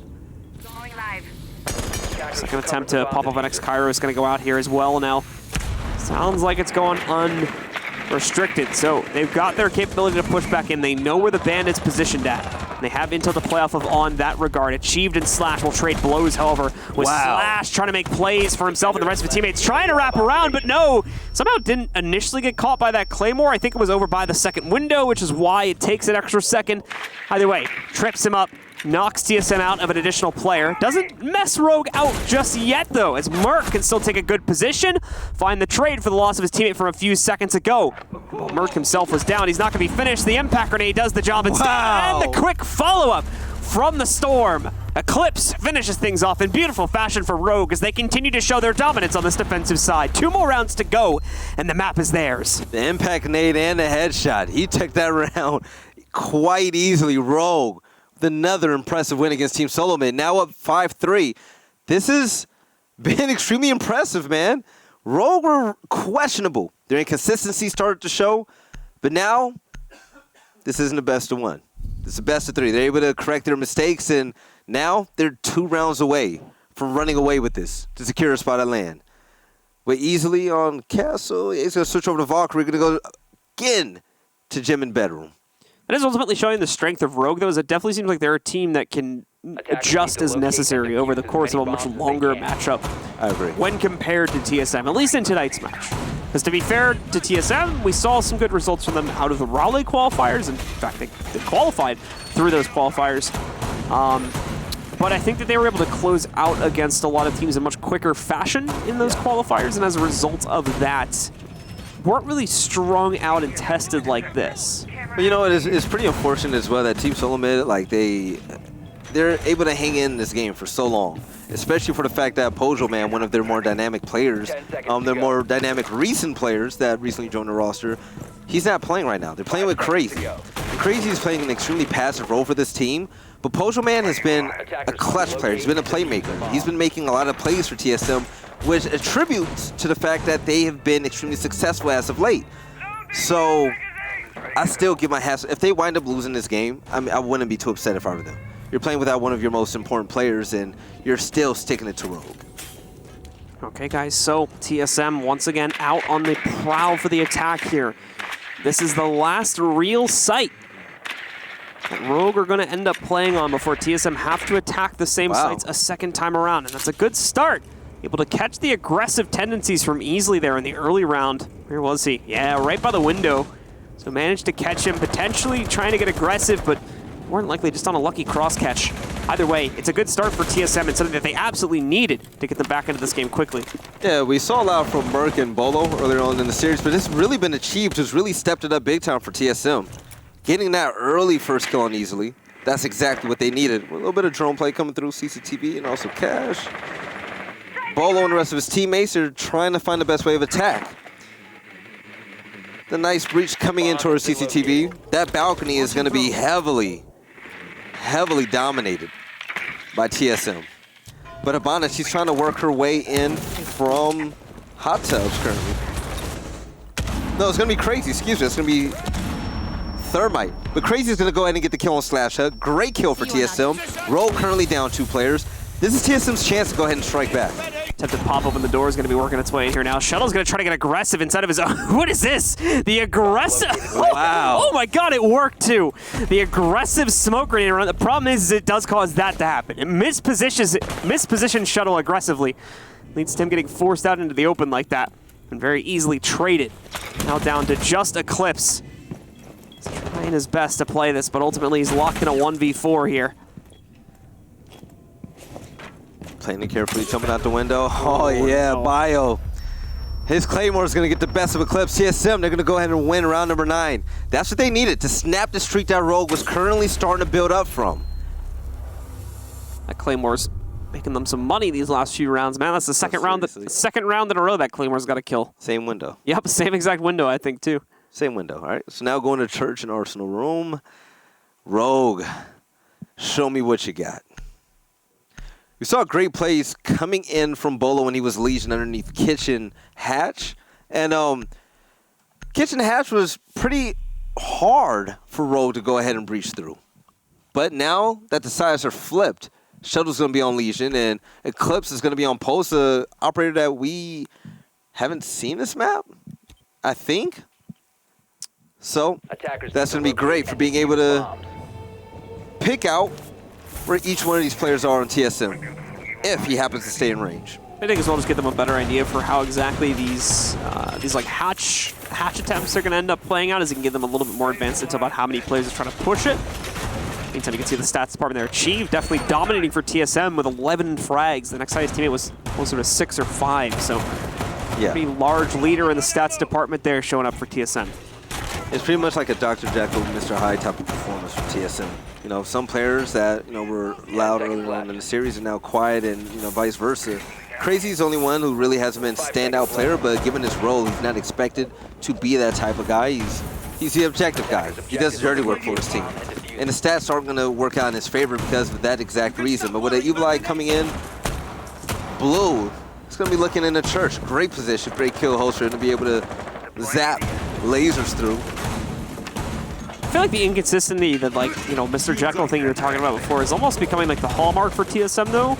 Yeah. And it's that fact that almost every single player on the team can show up at any time with some crazy plays like that is... Like Rogue. Yeah, like a lot of teams in NA, to be completely honest with you. But it's the inconsistency of it which unfortunately, throws questions into the air. Questions that unfortunately haven't been able to find the answers to and probably won't know until after Raleigh. But it's an interesting style that they've taken to Siege, of course, as a lot of teams have been doing recently. I think like Rex started this trend. And a lot of their teams like TSM have not necessarily followed in their footsteps, but have followed the trend. Pretty much at a standstill, so to say, with drones coming through. For Team Solo Mid, pretty much both teams, this is expected. Hatches are starting to open up, and it's pretty much a chess game. Shuttle and the rest of his teammates are trying to do their best to stop these hatches from exploding with impact nades and some gunfire, but they haven't been successful as of yet. Pulse still holding on behind this bar, able to see a little bit of heartbeats. Pretty sure the call-outs are coming in smooth for Rogue at the moment, but coming down main stairs is going to be crazy. And let's see if he can be sneaky with either gunplay or utility use. I'm not sure what he wants to do right now. Well, a minute and 20 seconds left in a moment. TSM are going to have to start working their way over towards the 90 hall walls to try and pop those open if that is going to be their intended goal once again. Still focusing on the hatch for the moment, though. Here's an attempt to try and pop it open. I don't know if the defenders still have the capability to trick, as they have been forced back quite aggressively, too. But as far as I can tell, it looks like the hatch was successfully breached. It's given them a little bit more access to the arsenal now. There you go. You can see it right before you. Still has to get a drone to the inside of it, though, in order to find the necessary intel as to the positions of the members from Rogue further into that site. Bolo still holding on strong in the kitchen area with a teammate of his. And Eclipse, he hasn't been touched. He's running around gathering all types of intel for his teammates. With 40 seconds left to go, TSM have yet to make any type of serious push downstairs. Finally it happens, and Achieved and Crazy are going to be the first two to fall. Bolo with their strike back from Kitchen. He doesn't necessarily have his right to drop down that hatch. He can't follow up for more kills unless he wants to risk his own life in the process easily. We'll find Bio next, and Slash will grab Merc. It's just Bolo left up in Kitchen now, and he too is going to be sniped out by easily Rogue with another round. Sets them up on map, match, and series point. This would be an amazing win for them. This would be an amazing win. Rogue has been tried and tested this entire time. The great run during USN 2018 and winning the championship there being Team USA. This time around, every team has been gunning for them. They've had a target on their back, and no one wanted to give them an easy win, and it showed. Every time we saw Rogue on stream here at USN, they've struggled. They've copped a lot of losses, a lot of L's. But here on stage 2, all they need is one more win against Team Solo Mid. A new team this year, they're going to have to try to make this comeback, winning 2 rounds in a row, and then 2 after that. Otherwise, we're going to be seeing them at the start of stage 3, along with all of the other teams that have to re-attempt their run, as they were either knocked out here in the conference qualifiers or failed to make it even that far. I want to see Evil Geniuses really bad.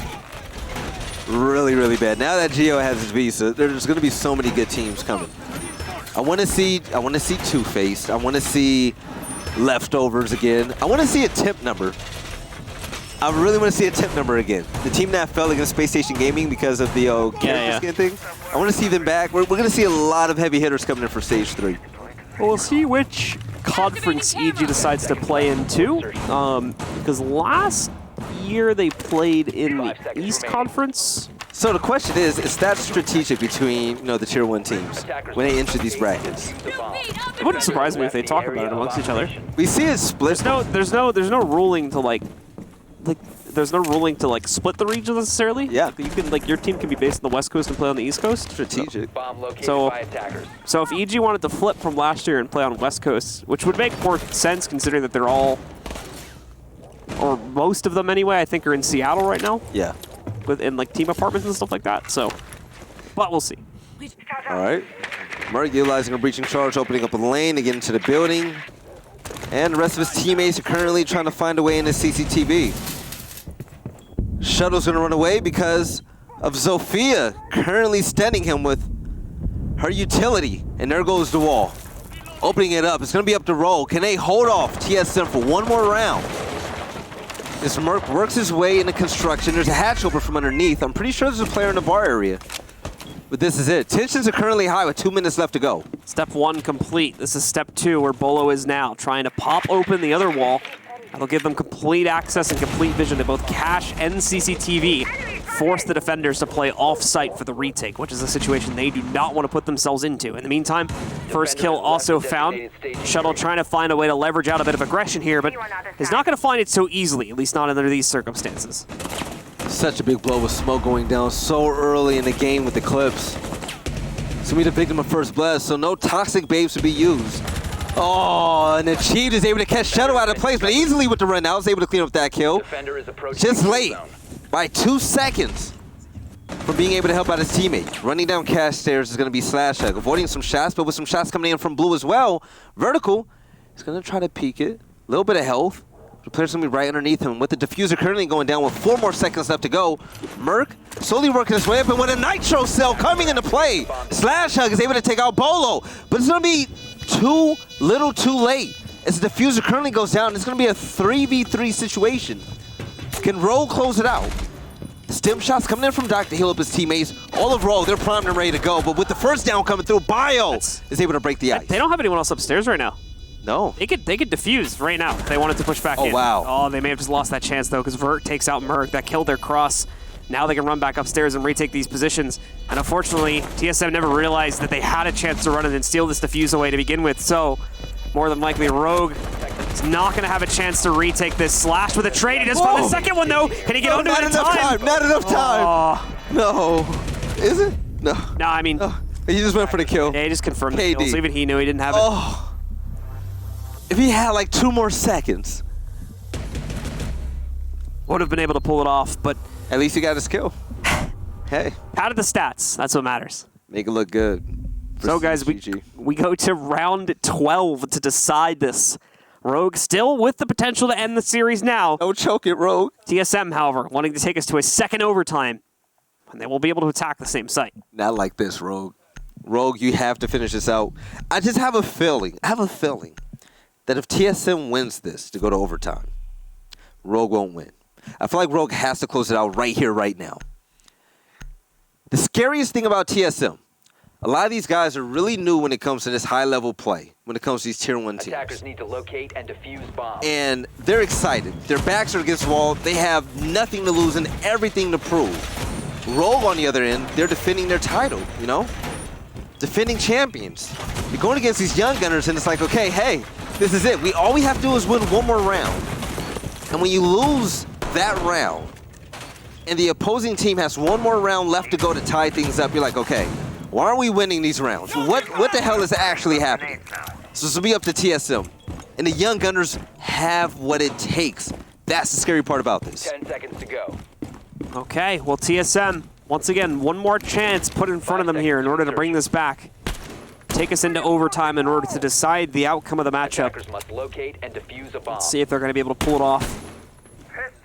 Or if Easily can maybe pick something out here in the early round as well to lower those chances. He does try to go for a very slight spawn peek. He's going to do some great damage over to Bolo, but is not going to be able to confirm the kill. Thankfully, he's Doc, so we can fall back on the small amount of health that he did lose. Can quickly heal it back up. All right, a little bit of post play coming in from Eclipse over in Strip Club. He's having a good time, spending more time than expected in there. It's pretty bad on your economy, but you see a rotating Doc. And with a little peek in the pre-fire, it's not going to connect, but knocking on that barricade. He's going to try to pick up a shot, and Bolo is going to be the one to get the first kill of the round. It's that revenge from earlier. That was the same player that tried to kill him just at the beginning of the round. Instead, gets the better of Easily, takes him out. That's TSM one step closer, 20% of the way to triggering overtime. This is it. The pressure is all up on Team Solomid to go ahead and tie this up, but also on the end of Rogue. Sensor activated. The pressure's on them to not crumble under pressure. With the cardiac sensor giving off his position, Eclipse is trying to get the peek in the angle. 2 steps ahead from the opposing player that he was going against.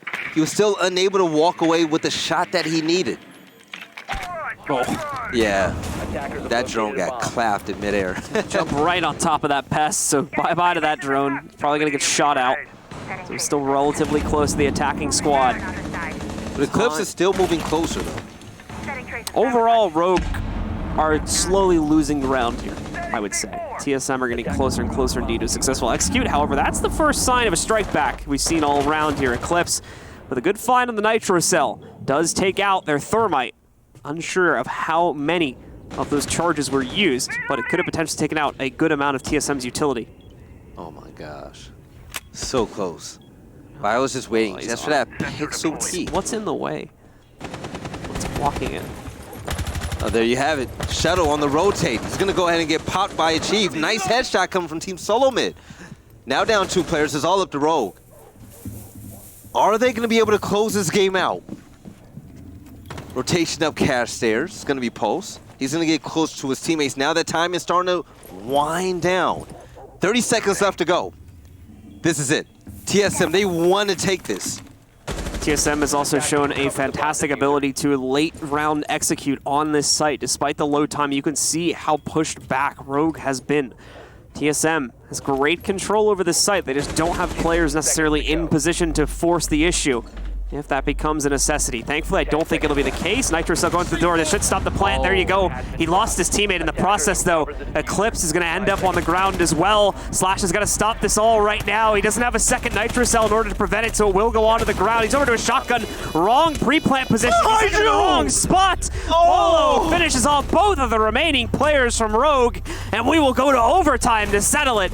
Not done just yet. No.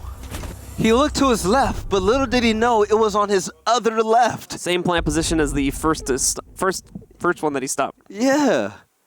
I'm stressed, Blue. This is it, overtime. Whichever team wins 2 rounds within the next 3 will move on and make it to land. This is it. It's for all the cookies. Well, this run and the next one at least, we'll decide that. Oh, Rogue. Oh, there were so many bad rotations coming in from Rogue, and Achieved was able to pick off both of those players in the same spot. Yeah, I don't know if the new Zofia play of sending the Gashmat charges in through the drone hole has made the wall untrickable or something like that, but it seems like Attack is just doing way better on this site overall, just because of you cannot stop that you cannot, as far as I've seen in this game anyway, it doesn't look like you can trick when you get hit by that. Like, it's like an Yeah, that's why they bring a shield to go ahead and block off that drone. Yeah. So that at least stops it, or at least slows it down, but it seems like the attack has way more power over that site when you execute in that fashion. So rough. All right, we're going straight down to the bottom, the basement. Armory and Church. This Rogue, they're going to go ahead and pray for a win. Because the last two, all they needed was one round. One round. Couldn't take it. TSM was able to find a way. Great clutch by Bolo. Getting a 2K to end the game. This is it. 5 seconds to insertion. So, Attackers are moving out into to our locate final bombs. rounds now. Rogues still have the luxury of defense to start out on. But it's going to be TSM staying on the attack. We'll get to see if they can find some strength here to attack the basement and find any success off of that, or if Rogue will be able to bounce back, now claim another round for themselves, and again, put them up on match point. All right. Slash hug on Maestro. That's a very dangerous operator in his hands. The out of 5.56. He's pretty much mastered everything about Maestro. So to see him in a comfortable position is definitely key. With Merc peeking in towards blue, he's now going to send a drone in there. He doesn't want to risk being a victim of first blood. Now moving in towards garage, he's looking to see if he can find a goo mine or two. He's able to pop one right off the ground.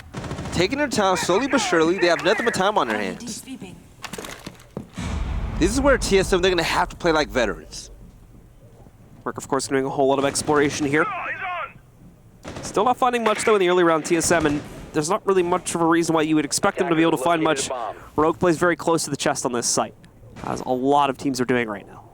There's a lot of patience coming in from Merckson, but hitting that barbed wire is definitely going to give off the audio cue to Rogue. As the Evil Eye is able to spot him and zap him a few times, take a little bit of health. But Bolo and Co, they're having a lot of trouble in kitchen currently trying to get that hatch open. Now under a minute and 30 seconds, things are starting to get serious. Victor Call going out and the goo mine gets stepped on. Clips still looking for his own pickup. By attackers. Possibility is going to be given to him, but nothing being found just yet. Thankfully, the blockage of that wall being opened is still holding strong for Rogue, so TSM is not being given the room they need in order to work their way onto the site, but at the same time, TSM still has just over a minute to work with on executes. They're not really pressed for time at all just yet. Crazy, though. Going to slowly start working his way into the site. He ends up walking right into Vert, though, who's still very firmly planted in Arsenal right now. He's ready to take, in fact, another fight. He's got to be a little bit careful, though. He still has a few players on top of him. I could very easily trade him out if he overexposes by the soft wall. In the meantime, Vert finds an additional pickup against Bolo, taking him out of the fray. And even Rogue with a 2+ man advantage now. When you need him, he comes. Vert with the amazing double kill to help Rogue out big time. All 5 players currently alive, but both of the hard breachers are currently gone. But Achieved is finally going to answer back for TSM, but Eclipse is going to shut that down, taking out Bio. 2v4. Rogue looking to win a first round of overtime, but peeking towards tunnel right now. Merc offers in the first shot, but Slash Hug is going to be the victor. And fighting from on top of the hatch, there's not much that Achieve can currently do. And picking out his pistol, Vertical closes out the round with a headshot. Rogue once again on series map point. Qualifying point for the LAN as well. Question is, can they win another round on attacking side here? And thankfully, this is where, in my opinion, they were able to thrive a lot more consistently. Yeah. They were against TSM, seem to have a lot more control over the round, at least. So let's see if they can get the close out here. Assumably, it's going to be against another basement attack. Now, to be fair, Yeah. this is also where TSM had very solid rounds on their defense. I don't think they lost in basement. Did they? No, I don't think so. No. So- Yeah, they did extremely well here. So 7-7 is pretty likely. Yeah. For the same reason, like they delayed, they delayed the hatch opening pretty much indefinitely. Also caused a lot of issues when they tried to get that sidewall open that went in the church too. So TSM doing a very good job of denying really any control for this attack from Attackers Rogue, need to locate and in the defuse same way that as many Rogue was bombs as they denying can. the same from TSM in the last round. All right. Rogue, make us proud. Slash on top, 13-8. Right behind him, Vertical, 12-9, and Shuttle in the double digits as well with 10 kills. A lot of players going to see in a lot of frags here with another map going the distance. This is 2 maps in a row now that have gone to overtime between these two teams, which is a Interesting paradigm from what we had on the first map, which was a 7-1, almost the exact opposite of the outcomes of these other two. Good start for TSM, but obviously they've had their fair share of struggles following up that first map. They're on the brink of being eliminated here. Knocked all the way back to the start of the open qualifiers in stage 3. If they can't bring this back here and now. I'm excited to see what Achieved is going to do right now. But way off site this time. Pretty unorthodox setup by him. You see Merc pretty much roaming as a Jaeger. It's pretty much expected. But Achieved's position, I wonder what the end game is going to be. Peeking in a bar, he's waiting for the rotation to come through from Rogue to catch them off guard. And this is the best time to throw a different type of strategy like that. They played the side a few times and it's a different look. So whatever it takes to get the W is risky. But if it works, it's going to pay off extremely well. Well, Vert in position. Rest of the team still trying to set up as well. Only just now moving Slash into the building itself to start looking for that kitchen control. And eventually, of course, take the very, very long battle to try and pop that open. As Shuttle's also going to be opening up some opportunities for them on the soft floorboards here in the main first floor hallway. And probably around that kitchen hatch once they move in and get control there. In fact, it's actually like a few of them were already trying to go downstairs, but I think they're pulling it back pretty quickly here. I was going to say maybe they were going to try to bypass, just attempting to get that hatch open. I'm starting to get excited, yeah. Yeah, it's like kind of seeming like a futile effort over these last few rounds, but it's not looking like they've committed to this execute downstairs early. Shuttle able to pop a drone over an armor. He's able to count out how many players are there exactly. So Bonner's going to toss out a few of those X-Caros to open up the bottom part of that wall. And with some drone work, she's able to peek right into church. Barely dodging a shot from Kai. Drone finally gets shot out, and Slashhug is going to try it one more time. But with an Electric Claw coming out, he's going to stop any attempt of any type of hard breach. All right, this is it. Minute and 5 seconds left to go. Can Rogue finally close it out? Team Solo Mid, can they hold off the attack? From the stockroom hatch, Vertical tucks his feet behind him, and the Toxic Babe comes out. He sees it well, and a rotation's going to be made. He's not able to get any clear line of sight right now to make a difference in the round.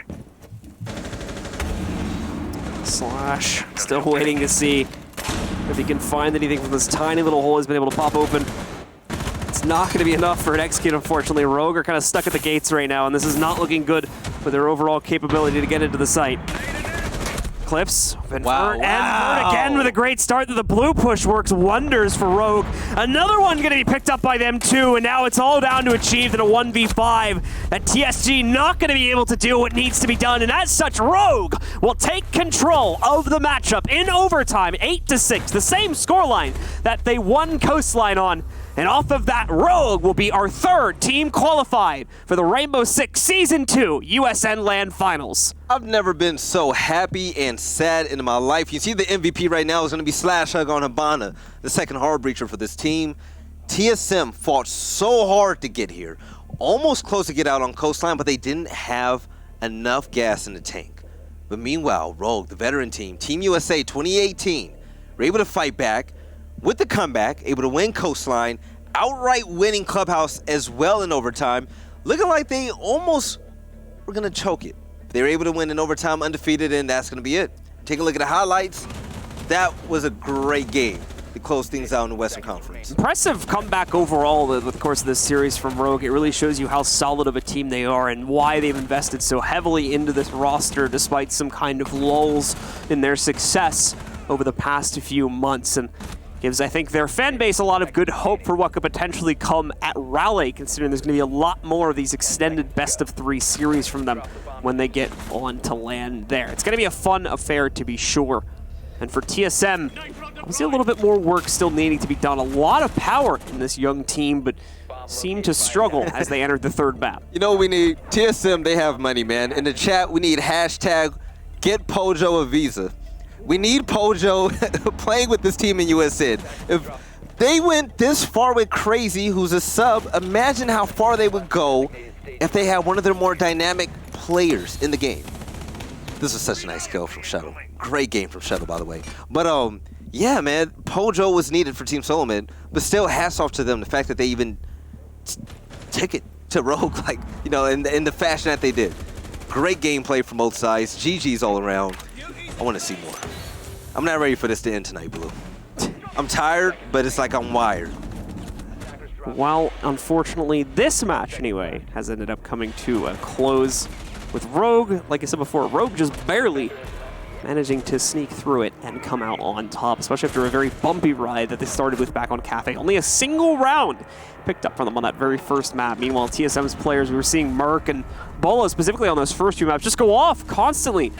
Unfortunately, we would see them, especially Bolo, later falter off a little bit. Merc as well had his own series of struggles throughout this series. And TSM's single firepower focused team was not enough for them to win this elongated series, giving it to TSM ultimately at the end of the day. Yep, so this is going to be it. So the teams that qualified so far, I mean, pretty much what we've expected. A lot of familiar faces that we've seen in USN 2018. But with this almost coming to an end, we have the Eastern Conference coming up on Thursday. Like Blue has said plenty of times before, the signups are up. I want to see you guys in September. I want to see EG. I want to see more Parallax, Two-Face. I want to see you guys in the chat. Bring your teams, compete. Let's see how far you go. We've seen a lot of upsets recently. There's a lot more gameplay left to be had. A lot more still to come, not only for Stage 2, folks, as we still have that final best of 3 of the Belly, which is mentioning. That's going to be Rise going up against SSG. At the same time, 2 a.m. Central European time. Or that'll also be 8 p.m. or 5 p.m. if you're on the East and West Coast, respectively. And that'll be on Thursday, where we find our second team for this stage that will sneak their way through into our LAN finals coming up at the end of the year. And that will actually be the halfway point. We'll only have 4 more slots to give away after that. And all 4 of them will be decided over the course of Stage 3, as Stage 3 will also encompass our wildcard stage, which will feature 1 final bracket for each conference to qualify 2 more teams. Yeah, so with that being said, we're going to jump into the MVPs shortly and take a look at the stats that's been happening on both sides. But, yeah, to me, it was Rogue. So you and I, we said that the problem with Rogue is that, you know, and a lot of other figures in the community, they say that, you know, it's too top-heavy when it comes to stats. You take a look at the end of the map, you see 2 players with, you know, 12 kills, 14 kills, and the rest are pretty much lacking. It wasn't like that this time around. We saw multiple players in double digits during a map, and that's exactly what they needed, and that makes Rogue one of the most scariest teams out there. The one thing I want to see from Rogue is just consistency and their pace and momentum. You know, we saw a lot of slow gameplay, saw a lot of fast gameplay. It's like, okay, you know your identity, choose it, and hold on to it. On LAN, it's not a question, but online, it seems like they struggle a lot more with that. So, yeah. Yeah, I mean, just overall, they seem a bit, like, Rogue seems a little bit more consistent on LAN at the moment, just going off of, like, the past few months. It's interesting, though, because, like, they didn't have that great of a showing back at SI, so it's weird. It's a bit worrying to a certain extent as they go into Raleigh, how they're going to perform again, but, like, the recent trends, especially when you look at Valencia, have looked really promising for Rogue. So, hopefully we don't see the issues online start to pop up on LAN, and then that kind of snowballs against them. Hopefully we get, you know, Valencia Rogue, because they looked really strong and a team that could really be, you know, reckoned with when it comes to their performance at Raleigh, potentially. Yeah, and in regards to Team Solo Mid, a lot of standout players as well. I mean, they're so young, they're so new to this, and it's pretty insane. I've become a big fan of, not a big fan, I've become a big fan of Bio's gameplay. I'm going to say it like that. Not a fan of a player. But, yeah, we have an interview now up, so let's go ahead and see who it is. I'm pretty sure it's going to be Ranger. Nope. Oh, Slash, man. What's popping? Cute dog. Yeah. How you Ranger's doing? not here today, so he had some family stuff to do. All right, congratulations. And Ella, we heard your bark. Yep. So, you guys finally made it. The USN curse has been broken. This is it. Going against TSM, especially with Pojo Man sitting out, who were the players that gave you guys the most problems in these matchups? Obviously, Achieved played really well that last match. He was super clutch for them, too. Not only did he have a lot of kills, they all had a lot of impact. Other than that, from the last time they played, they had Crazy on Hard Breach, so we knew there wouldn't be too much like strategical difference in how they played. So we basically just expected, you know, the same team, but with a little less coordination. That makes a lot of sense. So, on your end, you guys lost Cafe. And before the map even started, I was disgusted that Cafe wasn't even an insta-ban. When was the last time you guys lost Cafe, and why the hell did you lose Cafe this time around?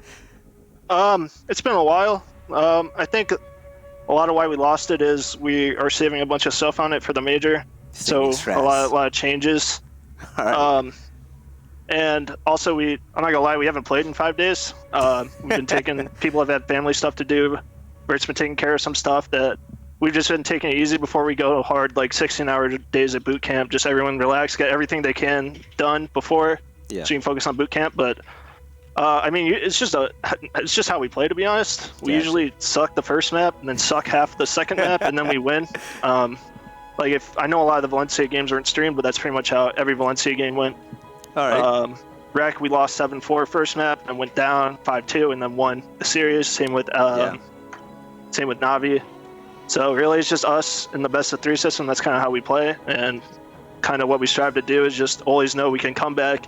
Is just take all the info we're learning and use it to win. Okay, so with the last question of the day, I peeked at the chat and all I saw was spam this globe to help Rogue. You guys have a crazy fan base, especially out there in Vegas. So hopefully, the U.S. Nationals finals will be in Vegas once more. You get that hometown advantage. Say hey to your fans, thank them. Say whatever you want. This is the closing part of this interview. Thank you to everyone at Rogue and Rogue Nation. I peeped in at the Discord during that rehost, and I saw there was like 30 people watching the match talking about it. So I don't think any other team really gets that. They have other teams have a lot of supporters, but they're not as real as like the ones Rogue has. So those guys are really just they love it. Like some people say they love it, and those people really love it. Yeah, I'm just glad we're done. We can't lose in USN quals anymore because we qualified. This is probably the hardest event to qualify for in my life, so I'm glad we're qualified, and that I don't have to play the qualifiers anymore. Pretty much the biggest feeling right now is I don't have to play these quals anymore. Yes, the USN curse hit you guys hard along with Dark Zero, Space Station Gaming, but whatever, you made it. We're happy for you. And with that being said, Slash Hug, I'll catch you at the USN Finals. Wherever is announced that, and you have a good night. Yeah, you too, man. All right. Thank you. Thank you. All right, so that's it. Slash Hug, impact player from Rogue. You saw Ella. That's a cute dog. That dog's zooming around, by the way. I know. There's like one point in the middle of that interview where just like a black dash, just like boom, like Those right little across the tiny screen. Yeah. Just like, I was like, dang. All right, but here you go. You got the stats for both teams now, and you can see the stat leaders and players that as well were performing pretty well in this matchup. Slash, of course, I think having the highest stats. Actually, no, Achieve doing a little bit better, along with Buelow, both of them actually having slightly higher kills overall in the matchup. But as we very much know, that does not tell the entire story between these teams. Still a very close affair, and when you consider how long this series went on for, well, there's not much of a surprise that we see some pretty high kill totals overall. It's time to talk about our MVPs, however. In my case, I went with Slash for this one. I think that he was the driving force to be able to bring the team back into the match, especially in the midst of their second map right there. He was a key component to quite a few of the rounds that brought the team back into it. A little bit less so, especially at the beginning of map number 3, but I think we saw him have a pretty good performance in the second half and in overtime of this last map as well to help his team out there today. It wasn't fair because that was going to be my pick as well, but the producer had blue pick before me, so... As soon as you lose. So I'll pick, Mr. Man himself. It's going to be... Okay, so I said Achieved FTSM 1 because Achieve was a beast. Gotcha. All right, it was going to be vertical, but I'm going to stick with Achieve. Achieve did great, man. He did really good for the losing team.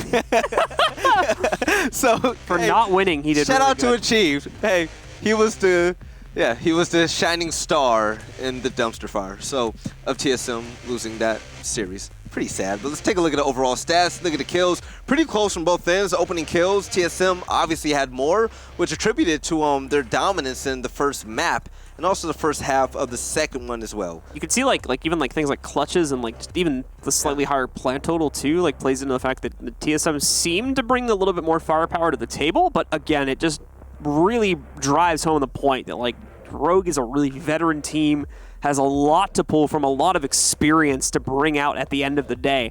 And as a result of that, they are a very tough team to knock out when you get them in a full-length best-of-3 like that. Yeah, I agree. So here at the Rainbow Six Nationals, here is our tournament overview.